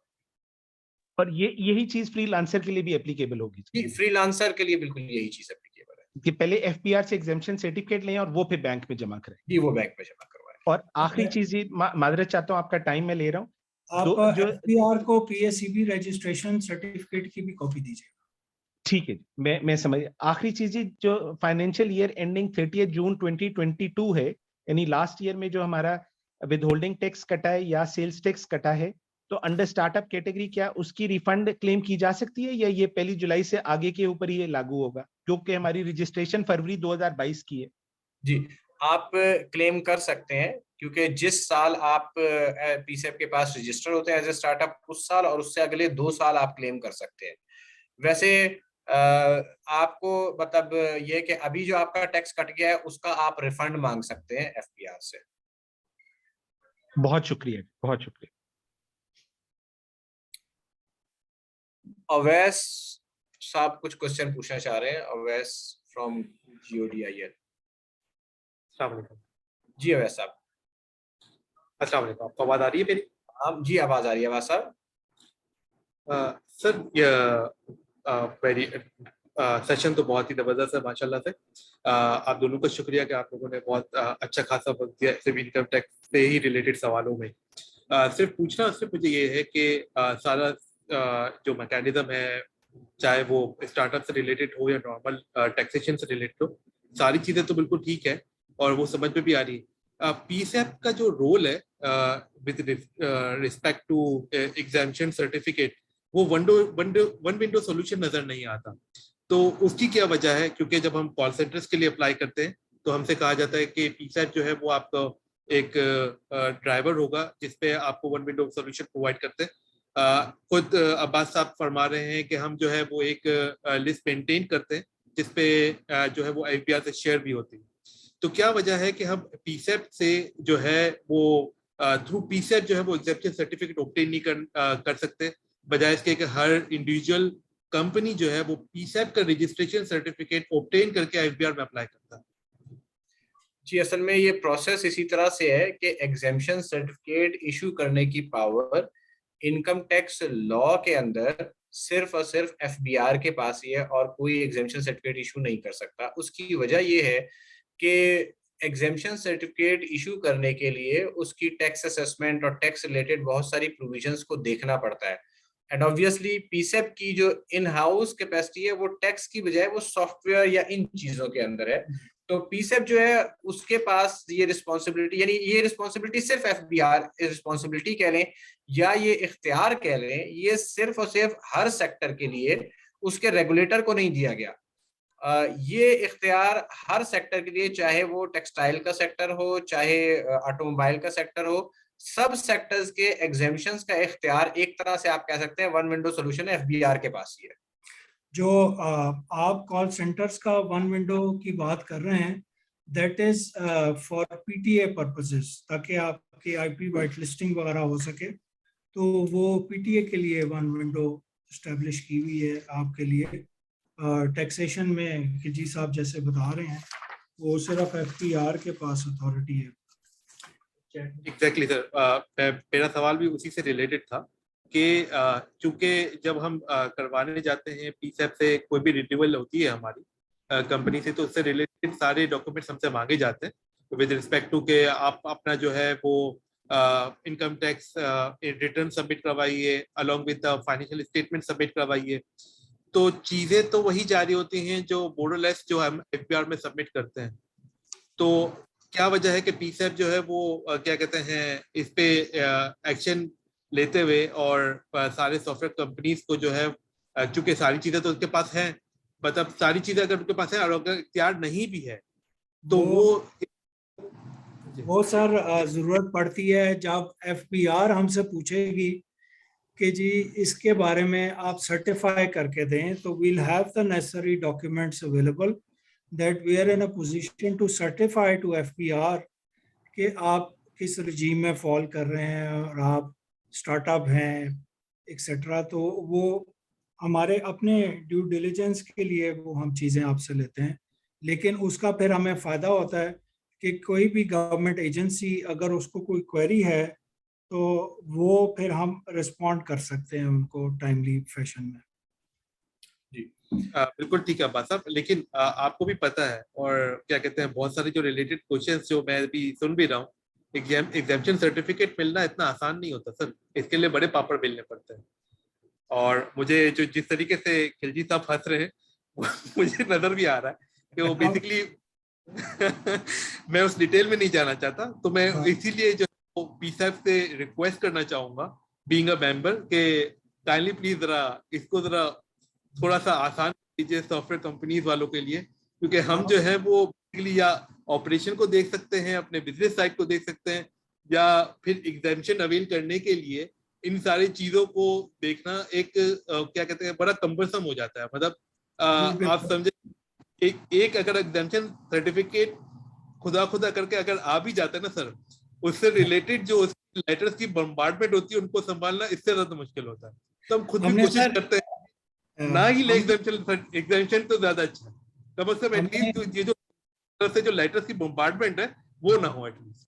आपको याद होगा हमने रिसेंटली इस्लामाबाद, लाहौर, कराची में खिलजी साहब के साथ मिलके और पाशा के साथ मिलके हमने एफपीआर को बुलाया हुआ था और हमने इंडस्ट्री मीटअप्स कराए। तो वो मकसद यही था कि मैक्सिमम फैसिलिटेशन हमारी इंडस्ट्री को मिले एफपीआर से। तो खिलजी साहब भी उसमें काफ़ी प्रोएक्टिवली इंगेज थे। तो जी, और सर इसमें वैसा ये मैं ऐड करूं कि ये जो इस साल 0.25% एफटीआर की रिजीम आई है, ये इन्हीं एग्जेम्पशन सर्टिफिकेट की मुश्किलात की वजह से ही जो है ना दिल पर पत्थर रखकर ये टैक्स मतलब तस्लीम किया गया है। क्योंकि 0.25% की वजह से चले, क्योंकि इंडस्ट्री को ये लगता था या ये चीज नजर आ रही थी कि एग्जेम्पशन सर्टिफिकेट लेने से बेहतर है कि एक माइनर सा टैक्स दे दो, ताकि वो जो कॉस्ट ऑफ डूइंग बिजनेस है या जो आपका माइंड जो एग्जेम्पशन सर्टिफिकेट की तरफ लगा रहता है उससे आपकी जान छूट जाए। तो yes you are right, it is a difficult thing unfortunately. जो सर्कमस्टेंसेज हैं वी ऑल नो कि किस तरह की चीजें हैं, तो बहरहाल उसमें हम ज्यादा डिटेल में नहीं जाते। But we are trying, we ensure you के पाकिस्तान सॉफ्टवेयर एक्सपोर्ट बोर्ड, मैं उनके साथ पिछले कुछ सालों से काम कर रहा हूँ, पाशा, ये तमाम लोग और मिनिस्ट्री ऑफ आईटी बहुत ज्यादा एफर्ट्स कर रहे हैं इस चीज की कि जितनी ज्यादा फैसिलिटेशन आईटी सेक्टर के लिए हो सके। अनफॉर्चुनेटली पिछले 1-2 साल में कुछ हालात आप सब लोगों के इल्म में, आईएमएफ और बाकी प्रेशर्स की वजह से ऐसे बने हुए हैं कि जितनी फैसिलिटेशन हम चाह रहे हैं या even for the sake of argument जो गवर्नमेंट चाह रही है, पिछली गवर्नमेंट हो या ये वाली गवर्नमेंट हो, both governments have been very clear कि जी IT sector is the way forward, but unfortunately none has been able to facilitate as much as probably they wanted. So this is what it is, sir. ठीक है sir, एक thank you so much. Request मैं ये question है करूंगा कि छोटा सा। हमें प्रोविंशियल सेल्स टैक्स भी कवर करना है, तो पहले हम प्रोविंशियल सेल्स टैक्स कवर कर लें, उसके बाद then we can return to question answer, क्योंकि उसमें सिंध में स्पेशली बड़ी इम्पोर्टेंट डेवलपमेंट है और इस्लामाबाद में भी जो आपसे शेयर करना जरूरी है। जी, तो मैं थोड़ा सा सेल्स टैक्स की चेंजेस है, कम है इनकम टैक्स के मुकाबले में, तो जल्दी से उन्हें गो थ्रू करता हूँ and then we can resume the question answer session. तो सबसे पहले इस्लामाबाद की बात करता हूँ। इस्लामाबाद में एक्सपोर्ट ऑफ सर्विसेज तो 0 रेटेड था, वो अल्हम्दुलिल्लाह अभी भी 0 रेटेड है। हाउएवर लोकल सर्विसेज के ऊपर जो सेल्स टैक्स था वो 0 था, 5% था। 5% का रिड्यूस रेट एप्लीकेबल था लोकल सर्विसेज के ऊपर। अनफॉर्चुनेटली वो सेल्स टैक्स 5% का जो रिड्यूस रेट था वो पूरी IT and IT enabled services पर एप्लीकेबल था। अब वो सिर्फ रह गया सॉफ्टवेयर और IT based system development consultants के लिए, यानी जो कोर आईटी सर्विसेज प्रोवाइडर हैं उनके लिए तो है, लेकिन जो बीपीओ या आईटी इनेबल्ड सर्विसेज प्रोवाइडर हैं उनके लिए अब जो टैक्स रेट है वो चेंज होके 15% पर चला गया है। इस पे थोड़ा सा कंसल्टेंट्स का इख्तलाफ है इस बात के ऊपर। बाज कंसल्टेंट्स का ख्याल ये है कि ये जो चेंज आई है इसकी वजह से IT and IT enabled services entirely exempt हो गई हैं, सिवाय सॉफ्टवेयर और IT based system development consultants के। कुछ और कंसल्टेंट्स हैं जो मैं उनमें शामिल हूँ और हमारा ख्याल उससे डिफरेंट है, और एफबीआर का भी ख्याल उससे डिफरेंट है। एफबीआर का तो बड़ा क्लियर है, आज एफबीआर ने एक सर्कुलर लेटर भी जारी कर दिया है, मैंने अपने लिंक्डइन पे भी शेयर किया है वो सर्कुलर लेटर, और उस पे एफबीआर ने क्लियरली ये कहा है कि ये जो 5% है it is restricted to only software और IT based system development consultants, exemption की कोई बात नहीं है। तो इसलिए ये चीज जो है कि ये 5% रिड्यूस रेट जो है ये अब एप्लीकेबल है सिर्फ software IT based system development consultant. बाकी लोगों को जो आईटी इनेबल्ड सर्विसेज प्रोवाइड कर रहे हैं उन्होंने 15% सेल्स टैक्स चार्ज करना है।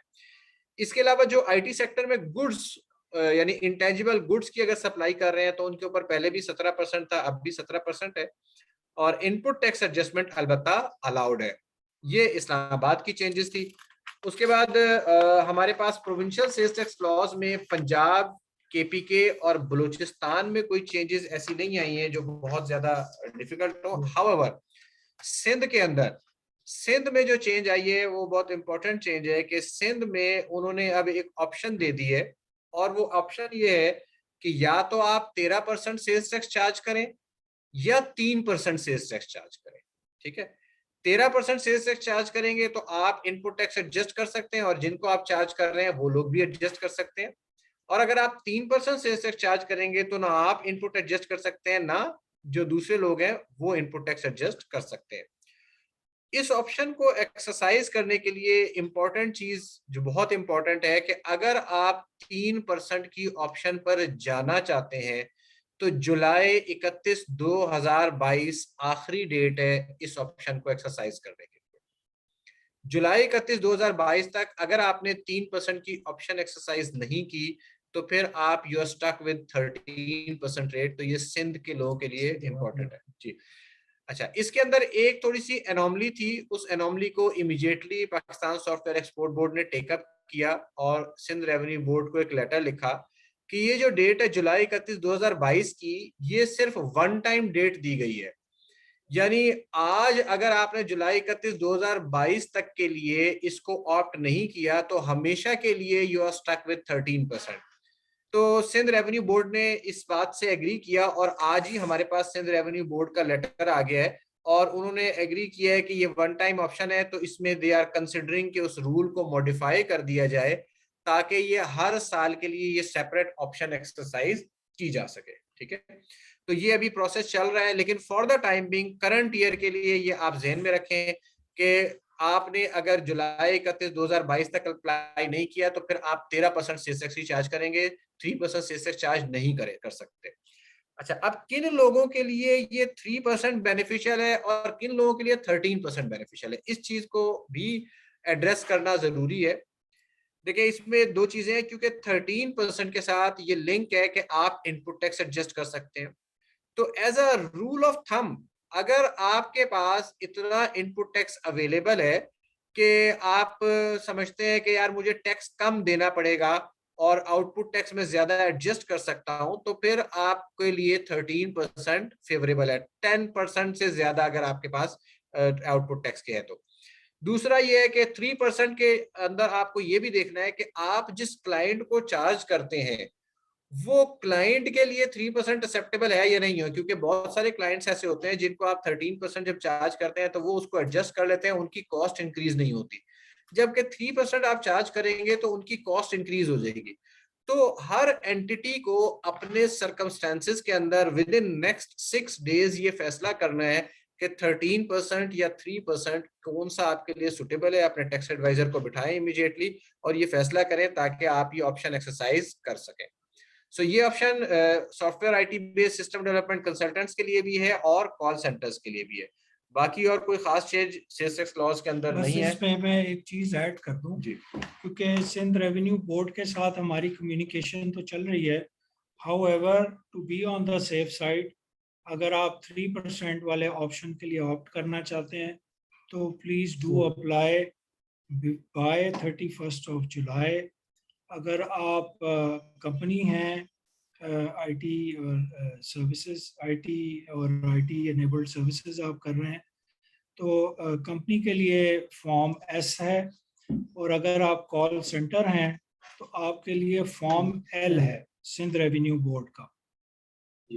अच्छा, एक थोड़ी सी एक चीज ये भी मैं बता दूं, कुछ लोगों ने मुझे कांटेक्ट किया कि जी वो हम फॉर्म एस पे या फॉर्म एल पे जाके क्लिक करते हैं तो फॉर्म ओपन नहीं हो रहा। अच्छा, उसमें ये चीज ध्यान में रखें कि पहले आपको अपने प्रोफाइल में जाके ये लिखना पड़ेगा कि जी हम सॉफ्टवेयर वाले कंसल्टेंट हैं या कॉल सेंटर्स वाले हैं। तो अगर आपके प्रोफाइल में ये नहीं लिखा होगा कि आप सॉफ्टवेयर वाले कंसल्टेंट्स हैं तो फिर आपका वो फॉर्म ओपन भी नहीं होगा। तो आपने अपने प्रोफाइल को भी मैनेज करना है ताकि वो फॉर्म ओपन हो सके। तो दैट्स इट जी फ्रॉम सेल्स टैक्स पर्सपेक्टिव। अब आप लोगों के questions we can resume to take your questions. अच्छा, इसमें कुछ लेकिन फिर भी अगर जी बाकी उसके अंदर कोई चेंज नहीं है, लेकिन एक दफा रिव्यू के तौर पर मैं बता देता हूं कि पंजाब के अंदर एक्सपोर्ट्स अभी तक एग्जेम्प्ट हैं और लोकल सर्विसेज के ऊपर जो रेट है वो 5% है। खैबर पख्तूनख्वा के अंदर कोई चेंज ऑफ रेट नहीं है, वहां पर 2% है और ये विदाउट इनपुट एडजस्टमेंट है। आईटी सर्विस प्रोवाइडर जो सीएल नंबर 15 में फॉल कर रहे हैं और 5% है उन आईटी सर्विस प्रोवाइडर्स के लिए जो सीएल नंबर 19 में फॉल कर रहे हैं। और बलूचिस्तान में जो है वो 6% रेट एप्लीकेबल है। तो ये पोजीशन है तमाम सूबों की। तो will return to question and answer. सबसे पहले सरफराज शेख साहब ने काफी देर से हैंड रेज किया हुआ है। सरफराज साहब आप क्वेश्चन पूछ सकते हैं। जी thank you so much sir. अस्सलाम वालेकुम। जी मेरा ताल्लुक कराची से है। सर ऑल्दो आप ऑलरेडी मेंशन कर चुके हैं कि अगर टैक्स एग्जेम्पशन के लिए अप्लाई करने के डॉक्यूमेंट्स मेंशन करे थे, एक दफा अगर काइंडली उसको रिपीट कर दीजिएगा प्लीज, और अगर प्रोसेस में थोड़ा गाइड कर दीजिएगा कि किस तरह से हम अप्लाई कर सकते हैं। टैक्स एग्जेम्पशन, पहली बात तो ये कि ये आप ले सकते हैं अगर आप स्टार्टअप की डेफिनेशन में फॉल करते हैं। ठीक है, तो स्टार्टअप की डेफिनेशन में फॉल करने के लिए 4 चीजें हैं, उसका प्रूफ आपके पास होना चाहिए। पहली चीज तो ये कि आप 2012 के बाद बिजनेस स्टार्ट किया है। दूसरा, आप टेक्नोलॉजी ड्रिवन प्रोडक्ट्स में काम कर रहे हैं। तीसरा, पीसीएफ के साथ रजिस्टर है। और चौथा, आपकी टर्नओवर जो है पिछले 5 सालों में किसी साल में भी 100 मिलियन से ज्यादा नहीं है। तो आप स्टार्टअप की डेफिनेशन में फॉल कर जाएंगे। पहले तो इन चीजों का प्रूफ आपके पास होना चाहिए। उसके बाद फिर आपके पास प्रूफ ये होना चाहिए कि आपने अपनी annual tax return, withholding statement और सेल्स टैक्स रिटर्न आपने प्रॉपर्ली फाइल की हुई है। अगर आपने वो फाइल की हुई है तो फिर आप एग्जेम्पशन सर्टिफिकेट के लिए अप्लाई कर सकते हैं। राइट, ठीक है sir, thank you so much. और सर प्रोसेस के लिए क्या ऑनलाइन ही अप्लाई होगा पोर्टल पे? ये है कि ऑनलाइन पोर्टल पे आप जाएंगे तो वहां पर टैब्स है, उस एग्जेम्पशन में आप टैब ओपन करेंगे और जिस एग्जेम्पशन जिस प्रोविजन ऑफ लॉ का एग्जेम्पशन सर्टिफिकेट आपको चाहिए उस प्रोविजन ऑफ लॉ पे आप क्लिक करेंगे तो वो एग्जेम्पशन की एप्लीकेशन ओपन हो जाएगी। वहां पर आप अपना टैक्स बताएंगे, अपने डॉक्यूमेंट्स अटैच करेंगे and you can file online. जी got it sir, thank you so much जी, थैंक यू। जी नुमान खान साहब ने हैंड रेज किया हुआ था। जी अस्सलाम वालेकुम। मेरे 2 सवाल हैं। एक तो ये है कि आपने सेल्स टैक्स विदहोल्डिंग एजेंट की बात की थी, हम तो नहीं विदहोल्ड करते, हमारे कस्टमर्स भी नहीं करते। इसकी कोई प्रोविजन है लॉ के अंदर कि आपको करना जरूरी है? नंबर 1। नंबर 2, यही चले यही इसी के ऊपर जरा वो कर दीजिए। देखें, विदहोल्डिंग में अगर आप सेल्स टैक्स विदहोल्डिंग एजेंट हैं या आपके customers sales tax withholding agent हैं, तो फिर उनको सेल्स टैक्स विदहोल्ड करना जरूरी होता है। और बहुत सारी रीजंस हो सकती है जिनकी, मसलन फॉर एग्जांपल जो फेडरल का लॉ है, फेडरल के लॉ में ये है कि अगर कोई एक्टिव टैक्स पेयर है तो उसका सेल्स टैक्स विदहोल्ड नहीं होगा। तो हो सकता है आप एक्टिव टैक्स पेयर हो तो इस वजह से आपके कस्टमर्स विदहोल्ड ना कर रहे हो, तो आपके एग्जैक्ट सर्कमस्टेंसेस के बगैर तो ये कहना मुश्किल है कि आप कंप्लाइड विद द लॉ हैं या नहीं है। लेकिन generally companies are sales tax withholding agent and they have to deduct tax, और लोगों ने उनका टैक्स काटना होता है, सेल्स टैक्स विदहोल्ड करना होता है। दुरानी साहब, अब्दुल दुरानी साहब ने हैंड रेज किया हुआ है। जी, अस्सलाम वालेकुम। हमारी 100% एक्सपोर्ट होती है and we never registered ourselves in the sales tax thing. Now when we go to register it, they say कि नहीं वो तो पिछले सालों से आपको करना चाहिए था। तो is that true? Because अगर हम अभी रजिस्टर करने जाए वो कहते नहीं आपने पहले क्यों नहीं किया था, even though we haven't done any domestic sale at all, it's all export sale. देखिए, उसका आसान जवाब तो ये है कि आपने अगर पिछले सालों में रजिस्टर नहीं किया था तो क्या उस रजिस्ट्रेशन ना करवाने से कोई loss of revenue to the government हुआ है? कोई loss of revenue to the government नहीं हुआ, क्योंकि आपकी एग्जेम्प्ट थी सारी की सारी सेल्स। सो ये ऑब्जेक्शन जो है उनका कोई वैलिड ऑब्जेक्शन नहीं है कि यार पिछले सालों में क्यों नहीं रजिस्टर किया। वॉलंटरी रजिस्ट्रेशन आप करवा रहे हैं और वॉलंटरी रजिस्ट्रेशन आप कभी भी करवा सकते हैं। आप पिछले सालों में एग्जाम्प्ट थे, आपने कोई गवर्नमेंट को नुकसान नहीं पहुंचाया, आज आप वॉलंटरी रजिस्ट्रेशन करवाना चाह रहे हैं, so there should not be any objection on that. ये कोई वैलिड रीजन नहीं है कि जी पहले क्यों रजिस्टर्ड नहीं थे। पहले रजिस्टर्ड ना होने से कोई गवर्नमेंट को लॉस नहीं हुआ इसके अंदर। जी नील रिपोर्ट सबमिट करनी। अच्छा जी, अब हमारे पास कुछ चैट बॉक्स के अंदर क्वेश्चंस हैंड रेज हुए हैं। एक तो ये नाम मुझे पूरे नजर नहीं आ रहे, मोहम्मद सादिक मजीद साहब। जी सर। जी सादिक साहब, क्वेश्चन पूछें। सर मेरा क्वेश्चन ये है कि अभी जो हमें रिड्यूस रेट पे रजिस्ट्रेशन करानी है 31 जुलाई तक, उसमें मेरे कुछ क्लाइंट्स यानी 2-3 क्लाइंट्स ऐसे हैं वो कहते हैं कि मुझे 13% पे ही रहने दें, और मेजॉरिटी ऑफ क्लाइंट्स जो हैं वो मेरे कहते हैं कि नहीं जी हम उसको पूरा एक्सपेंस आउट करेंगे, 3% पे चले जाएं आप।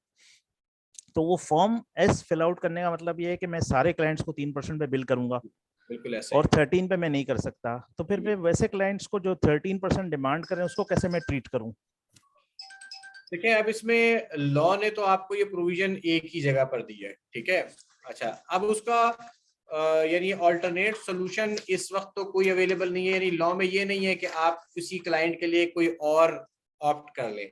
एक सादा सोल्यूशन ये हो सकता है कि आप 2 बिजनेस एंटिटीज बना लें, अगर वो इट इज मतलब फॉर्मेशन इतनी जल्दी आपके लिए पॉसिबल है। एक एंटिटी के अंदर आप 3% की ऑप्शन ले लें और दूसरी बिजनेस एंटिटी के अंदर आप 13% पे चलते रहे, वहां पर ऑप्शन आप ना लें। तो ये एक तरीका कार है जो आप अडॉप्ट कर सकते हैं। अब अगर ये फिजिकली यानी बहुत सारी और भी चीजों को आपको देखना होगा कि ये पॉसिबल है आपके लिए या नहीं है। सर ये बिजनेस एंटिटी से क्या मुराद है? नई कंपनी फॉर्म करना, नई कंपनी फॉर्म कर लें, नई पार्टनरशिप बना लें, तो ये बिजनेस एंटिटी जो है, पार्टनरशिप भी हो सकती है, कंपनी भी हो, सेपरेट एंटिटी एक नहीं बना रहा। अच्छा, और अगर एक्टिविटी हो तो? सॉरी, आपकी बात मुझे समझ नहीं आई। मैं कह रहा हूँ अगर एक्टिविटी उसके अंदर डिफरेंट कर लेते हैं, जिसमें उसका भी कोई एचएस कोड होते हैं ना, तो वो डिफरेंट एक्टिविटी ऑप्ट कर लेते हैं, तो उससे नहीं होता कुछ भी? नहीं, एक्टिविटी तो आपने वो रखनी है जो आप काम कर रहे हैं ना, जी, ठीक है। जी जी, आपने एक्टिविटी तो वही रखनी है जो आपने काम करना है। मल्टीपल एंटिटीज हो सकती हैं, आपको कोई लॉ नहीं रोकता कि आप एक कंपनी से ही काम करें, आप 10 कंपनियां बना के काम कर सकते हैं। आप मुख्तलिफ सर्विसेज जो है हर काम के लिए अलग कंपनी बना सकते हैं, लेकिन उसके अपने पहलू है ना कि वही उसकी एडमिनिस्ट्रेटिव कॉस्ट इंक्रीज हो जाती है, टैक्स रिटर्न भी बढ़ानी पड़ेगी, एम्प्लॉइज को डिस्ट्रीब्यूट करना पड़ेगा, कॉमन कॉस्ट एलोकेट करनी पड़ेगी। तो मतलब आपको उस पहलू से भी थोड़ा सा ये बिजनेस डिसीजन देखना पड़ेगा कि ये फिजिबल बिजनेस डिसीजन है या नहीं। अच्छा खिलजी साहब, एक क्लैरिफिकेशन और चाहिए मुझे। ये 3% जो कि रिड्यूस रेट में आ रहा है, तो नॉर्मली क्लाइंट जो है वो हमारा सेल्स टैक्स का 20% विदहोल्ड करके 80% हमें पे करते थे, ठीक है। तो अब ये 3% के केस में क्या क्लाइंट्स हमारा 100% विदहोल्ड करेंगे? या हमें 100% देंगे? नहीं, वो इसी तरह से जो विदहोल्डिंग का रेट है ना, वो विदहोल्डिंग का रेट आपके सेल्स टैक्स रेट के साथ लिंक होता है। वो तो आपका सही है, सेल्स हाँ। टैक्स रेट 13% है तो 13% का 20% काट लेंगे, 5% ओके। है तो 5% का 20% काट लेंगे, 3% है तो 3% का 20% काट लेंगे। अच्छा, वो एक्सरसाइज कंटिन्यू रहेगी? जी जी जी, आप उनको बताएंगे। ओके, हो गया। एक और इररिलेवेंट क्वेश्चन है, थोड़ा सा सेल्स टैक्स से ही हवाले से है। जी। जो रेंट हम पे करते हैं अपने लैंडलॉर्ड को, तो सिंध रेवेन्यू बोर्ड में उसमें कोई सर्विसेज टैक्स इंक्लूडेड है? अच्छा, ये थोड़ा सा ना एक रेंट इख्तलाफी पे? नुक्ता है जी और सर। ये पार्टिकुलरली आईटी से रिलेट नहीं करता, तो सही, एग्जैक्टली, इसके ऊपर जनरल अगर है आप ये। बाद में हाँ, आप सेपरेटली बेशक क्वेश्चन पूछ लें, ठीक हो हम इस गया, वक्त आईटी के रिलेटेड क्वेश्चंस को एड्रेस कर लेंगे। ठीक हो गया sir, thank you sir, this is over from my side. जी, बहुत मेहरबानी, शुक्रिया। तनवीर साहब ने हैंड रेज किया हुआ है चैट बॉक्स के अंदर। जी सर, अस्सलाम वालेकुम। वालेकुम सलाम। सर, मेरा क्वेश्चन ये था कि हम मंथली तो पीआरए की रिटर्न नील की फाइल कर रहे हैं, जो हमारी एक्सपोर्ट प्रोसीड्स हैं सारी उसको रिपोर्ट कर रहे होते हैं। तब 30 जून को ईयर क्लोज हो गया, तो इसके बाद भी हमें कोई कंबाइंड रिटर्न भी फाइल करनी पड़ेगी उसकी, या नहीं? जैसे हम उस पे एफबीआर पे हम क्वार्टरली और हाफ ईयरली रिटर्न फाइल कर रहे होते हैं उसमें अंडर सेक्शन 165 में। आप एनुअल रिटर्न की बात कर रहे हैं ना? सेल्स नहीं टैक्स सर, मैं बात कर रहा हूँ जी सेल टैक्स प्रा पे, जो मैं मंथली तो रिटर्न फाइल कर रहा हूँ जी, ठीक है। उसको एनुअली भी मुझे कुछ रिपोर्ट करना पड़ेगा 30 जून क्लोज हुआ तो? जी, एनुअल रिटर्न्स मुख्तलिफ लॉज में रिक्वायर्ड है। इस वक्त पीआरए का मुझे एग्जैक्टली याद नहीं है कि पीआरए में एनुअल रिटर्न एप्लीकेबल है नहीं है। फेडरल में तो है, फेडरल में तो जी, एक फेडरल में तो हम कर रहे होते हैं। एनुअल रिटर्न फाइल करनी होती है। पीआरए में भी एक एनुअल रिटर्न का सेक्शन था जरूर, लेकिन मुझे इस वक्त कंफर्म नहीं है कि वो सब पे एप्लीकेबल है या खास लोगों पे। आप ये क्वेश्चन जो है ना ईमेल पर भेज दीजिएगा, तो मैं लॉ से चेक करके आपको कंफर्म कर दूंगा। जी ठीक हो गया, thank you so much sir, thank you. Welcome जी। मेरे पास क्वेश्चन है राबिया मोहसिन साहिबा का। Sir, if a company is registered at startup for last 6 years आफ्टर 2012 and still its turnover is less than 100 million, still it will be considered as startup means years की तो कोई लिमिटेशन नहीं है ना? देखिए, इसमें जो स्टार्टअप है उसके अंदर ये है कि जिस साल आप पीसेब में रजिस्टर होते हैं और पीसेब आपको जिस साल सर्टिफाई करता है, वो 2012 के बाद कोई भी साल हो सकता है। मसलन आप 2012 से काम कर रहे थे, आपको पीसेब ने 2022 में आके सर्टिफाई किया, तो 2022 और उससे अगले 2 साल आप ये एग्जेम्पशन क्लेम कर सकते हैं। I hope I have answered your question.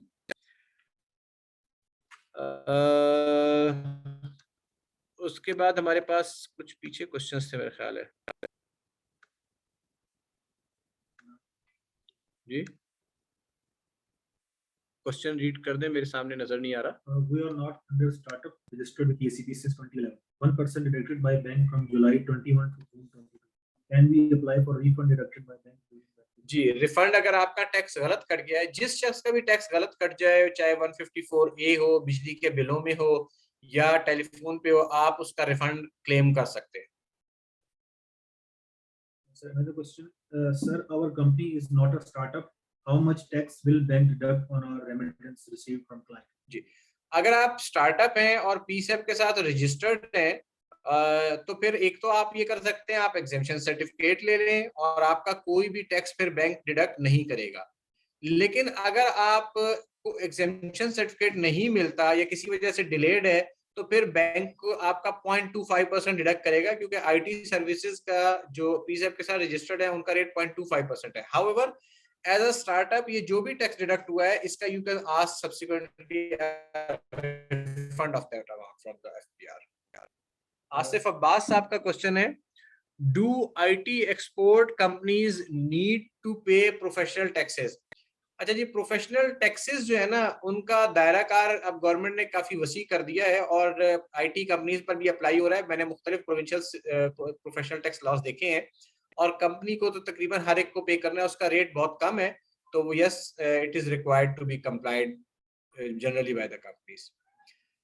Numan Khan साहब का क्वेश्चन है, any chance of cross adjustment of provincial sales tax that is purchasing in Sindh and selling in Islamabad? Yes, as per law cross adjustment of sales tax allowed है, लेकिन उसमें ये ज़हन में रखें कि अगर ये रिड्यूस रेट है यानी और या ऐसा रेट है जिसका टैक्स जो है वो फर्ज किया सिंध का रेट आप इस्लामाबाद में एडजस्ट करना चाहते हैं, लेकिन सिंध वाले खुद उसकी एडजस्टमेंट अलाउ नहीं करते उनके लॉ की किसी प्रोविजन की वजह से, तो इस्लामाबाद में भी वो प्रोहिबिटेड होगा। तो ये generally cross adjustment is allowed for normal rate, यानी 13% वहां है, 16% यह है, तो इनकी आपस की क्रॉस एडजस्टमेंट अलाउ हो जाती है। चैट बॉक्स में एक क्वेश्चन साद इरफान का, अच्छा ये तो अनीसा हुसैन, अनीसा का क्वेश्चन ये है कि kindly further elaborate the technology driven products और सर्विसेज एज पर लॉ। अच्छा, लॉ में टेक्नोलॉजी ड्रिवन प्रोडक्ट्स या सर्विसेज को एलैबोरेट नहीं किया गया और इसकी एक तरह से जिम्मेदारी पीसेप पर डाल दी गई है कि पाकिस्तान सॉफ्टवेयर एक्सपोर्ट बोर्ड जिसको समझता है कि ये टेक्नोलॉजी ड्रिवन प्रोडक्ट्स और सर्विसेज में काम कर रहा है, पीसेप उसको सर्टिफाई करेगा और एफबीआर पे उस सर्टिफिकेशन को एक्सेप्ट करता है। Miss Anisa का एक और क्वेश्चन है जी, the startup condition is only for local services if all the conditions are met। नहीं, स्टार्टअप जो है वो अगर आप स्टार्टअप में है तो फिर आपकी हर किस्म की इनकम के ऊपर 100% क्रेडिट आपको मिलेगा, चाहे वो एक्सपोर्ट की हो या लोकल की। अस्सलाम वालेकुम। वालेकुम अस्सलाम। जी, क्वेश्चन है मेरा कि जो FTR 0.25% कट होता है, इसमें जो हमें बाहर से कोई भी क्लाइंट पेमेंट भेजता है तो उस पे 0.25 कट होना चाहिए या 1% होना चाहिए बेस्ड ऑन कंडीशन। तो बैंक वाले कह रहे हैं कि जो पेमेंट्स आ रही हैं हम उनको PSE भी प्रोवाइड भी कर रहे हैं, लेकिन फिर भी कुछ क्लाइंट का वो 1% कट कर रहे हैं फिर भी, और कुछ का 0.25% कट कर रहे हैं। तो मेरा क्वेश्चन ये है कि जब बाहर से किसी ने रेमिटेंस में भेजनी है तो उस पर कोई कोड अप्लाई होता है कि वो इस कोड से भेजें या कुछ स्पेसिफिकली कुछ लिख के भेजें जिससे हमें इनको या हो के उनका 1% कट करना है या 0.25%? जी, लॉ की बुनियादी शर्त तो ये जी कि आप पीसेप के साथ रजिस्टर हो, आप पीसेप का रजिस्ट्रेशन सर्टिफिकेट दिखाएं और जो IT सर्विसेज के कोड है उसमें पैसे मंगवाएं। तो ये दो चीजें अगर अवेलेबल हैं तो 0.25% ही लगेगा, 1% नहीं लगेगा। कोड आप बता सकते हैं, कोड कौन से? ये कोड्स हमारी वेबसाइट पे भी हैं और बेसिकली आपका 9182 है which is software consultancy services. ठीक है। ये स्टेट बैंक की लिस्ट नंबर 5 में दिए हुए हैं सारे कोड्स। आपका 9182 है, 9184 है export of software, other computer services है 9185 और कॉल सेंटर सर्विसेज है 9102।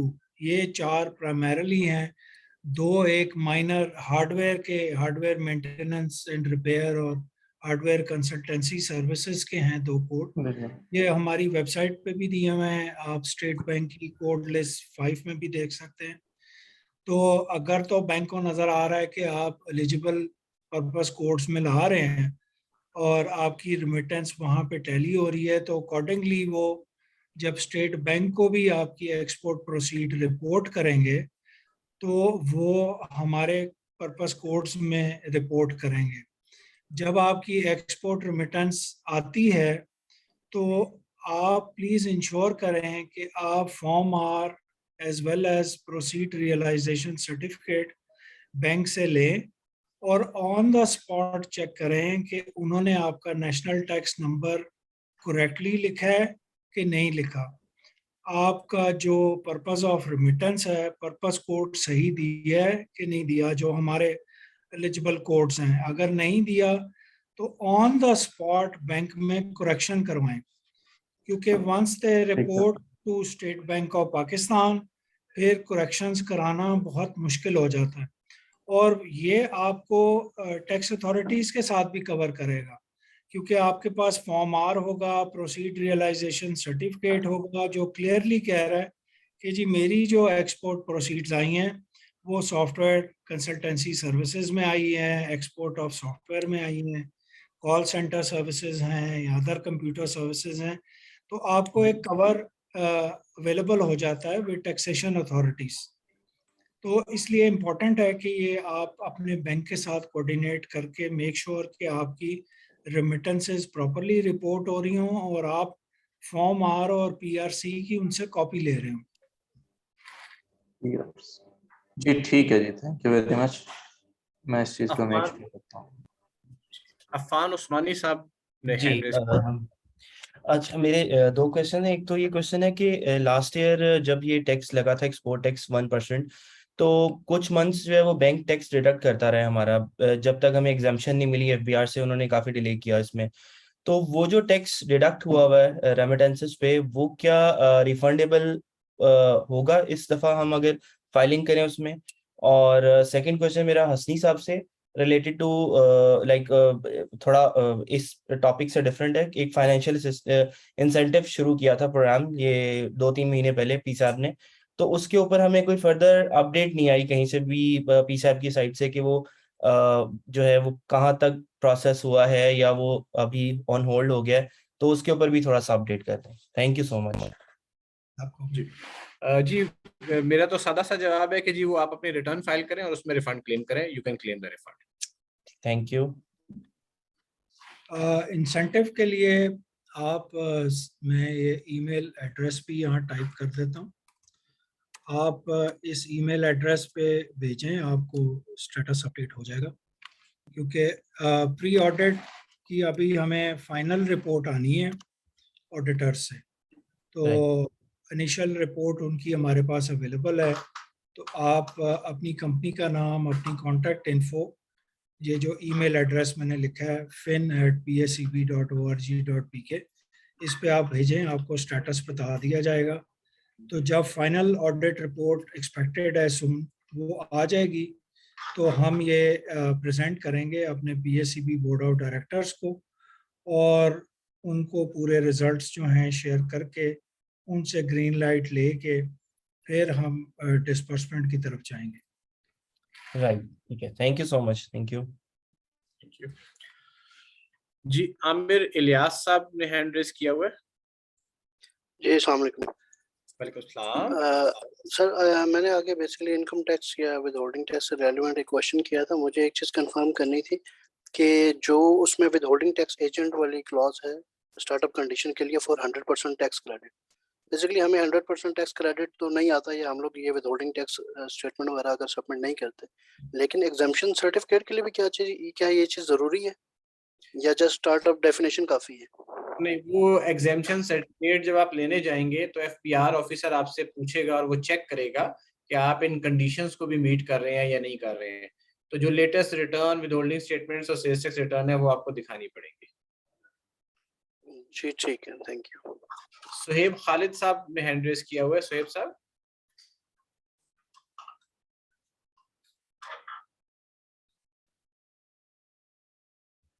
राबिया मोहसिन ने चैट बॉक्स में क्वेश्चन लिखा है, sir is the webinar complete from your side, only question answer session is remaining. जी राबिया, हमने अपनी प्रेजेंटेशन मुकम्मल कर दी है, अब सिर्फ क्वेश्चन आंसर सेशन ही रह गया है।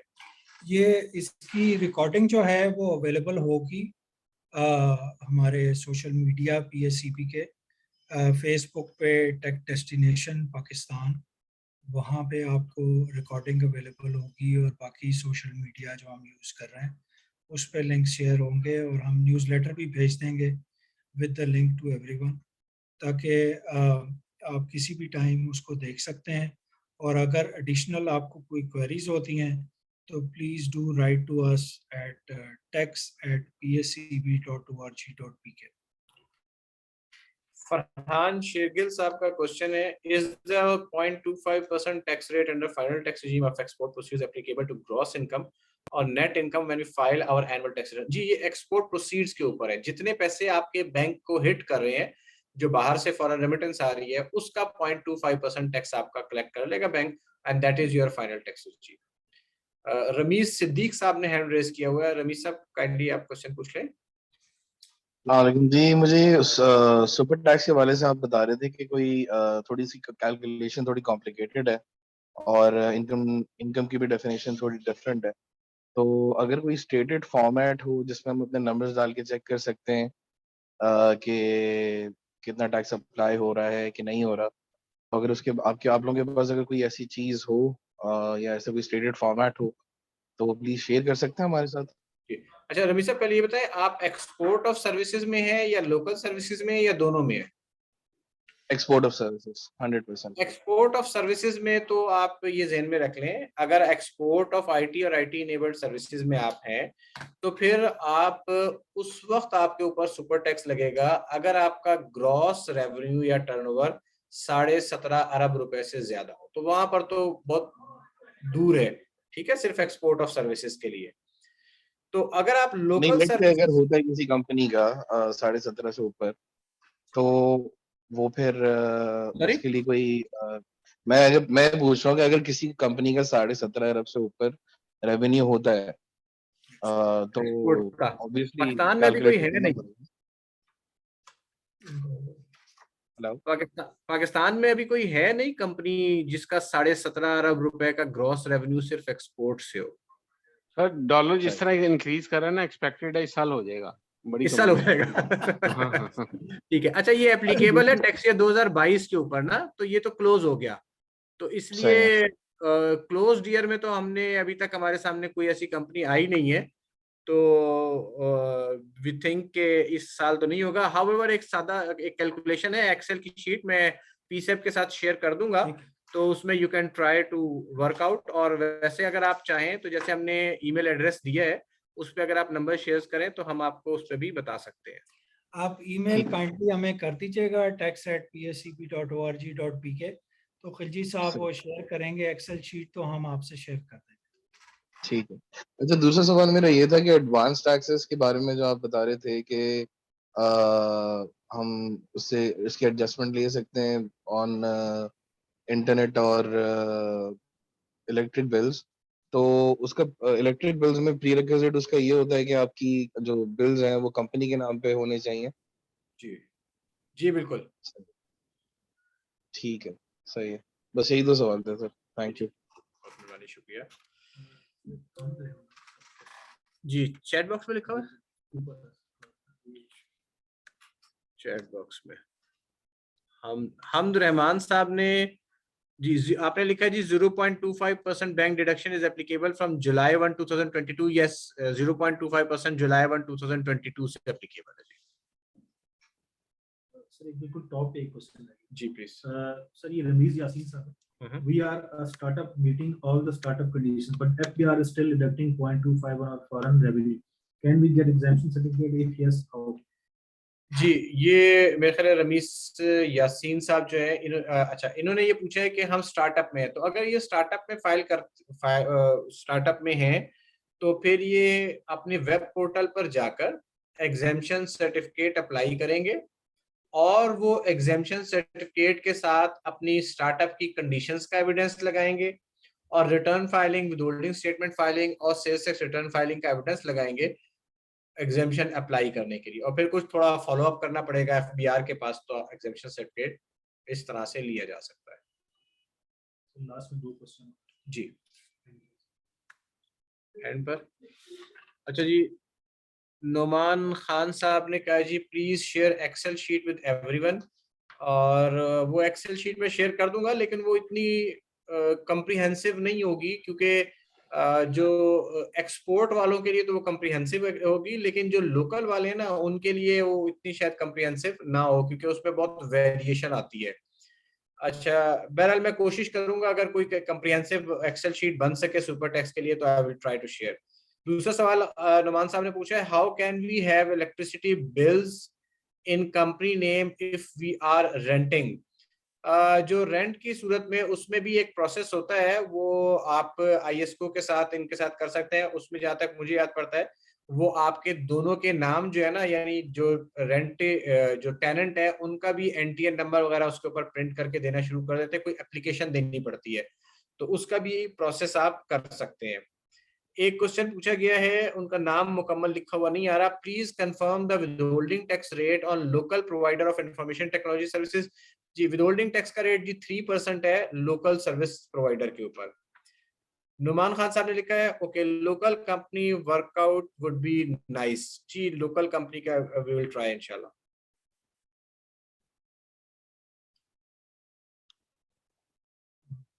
would you like to conclude?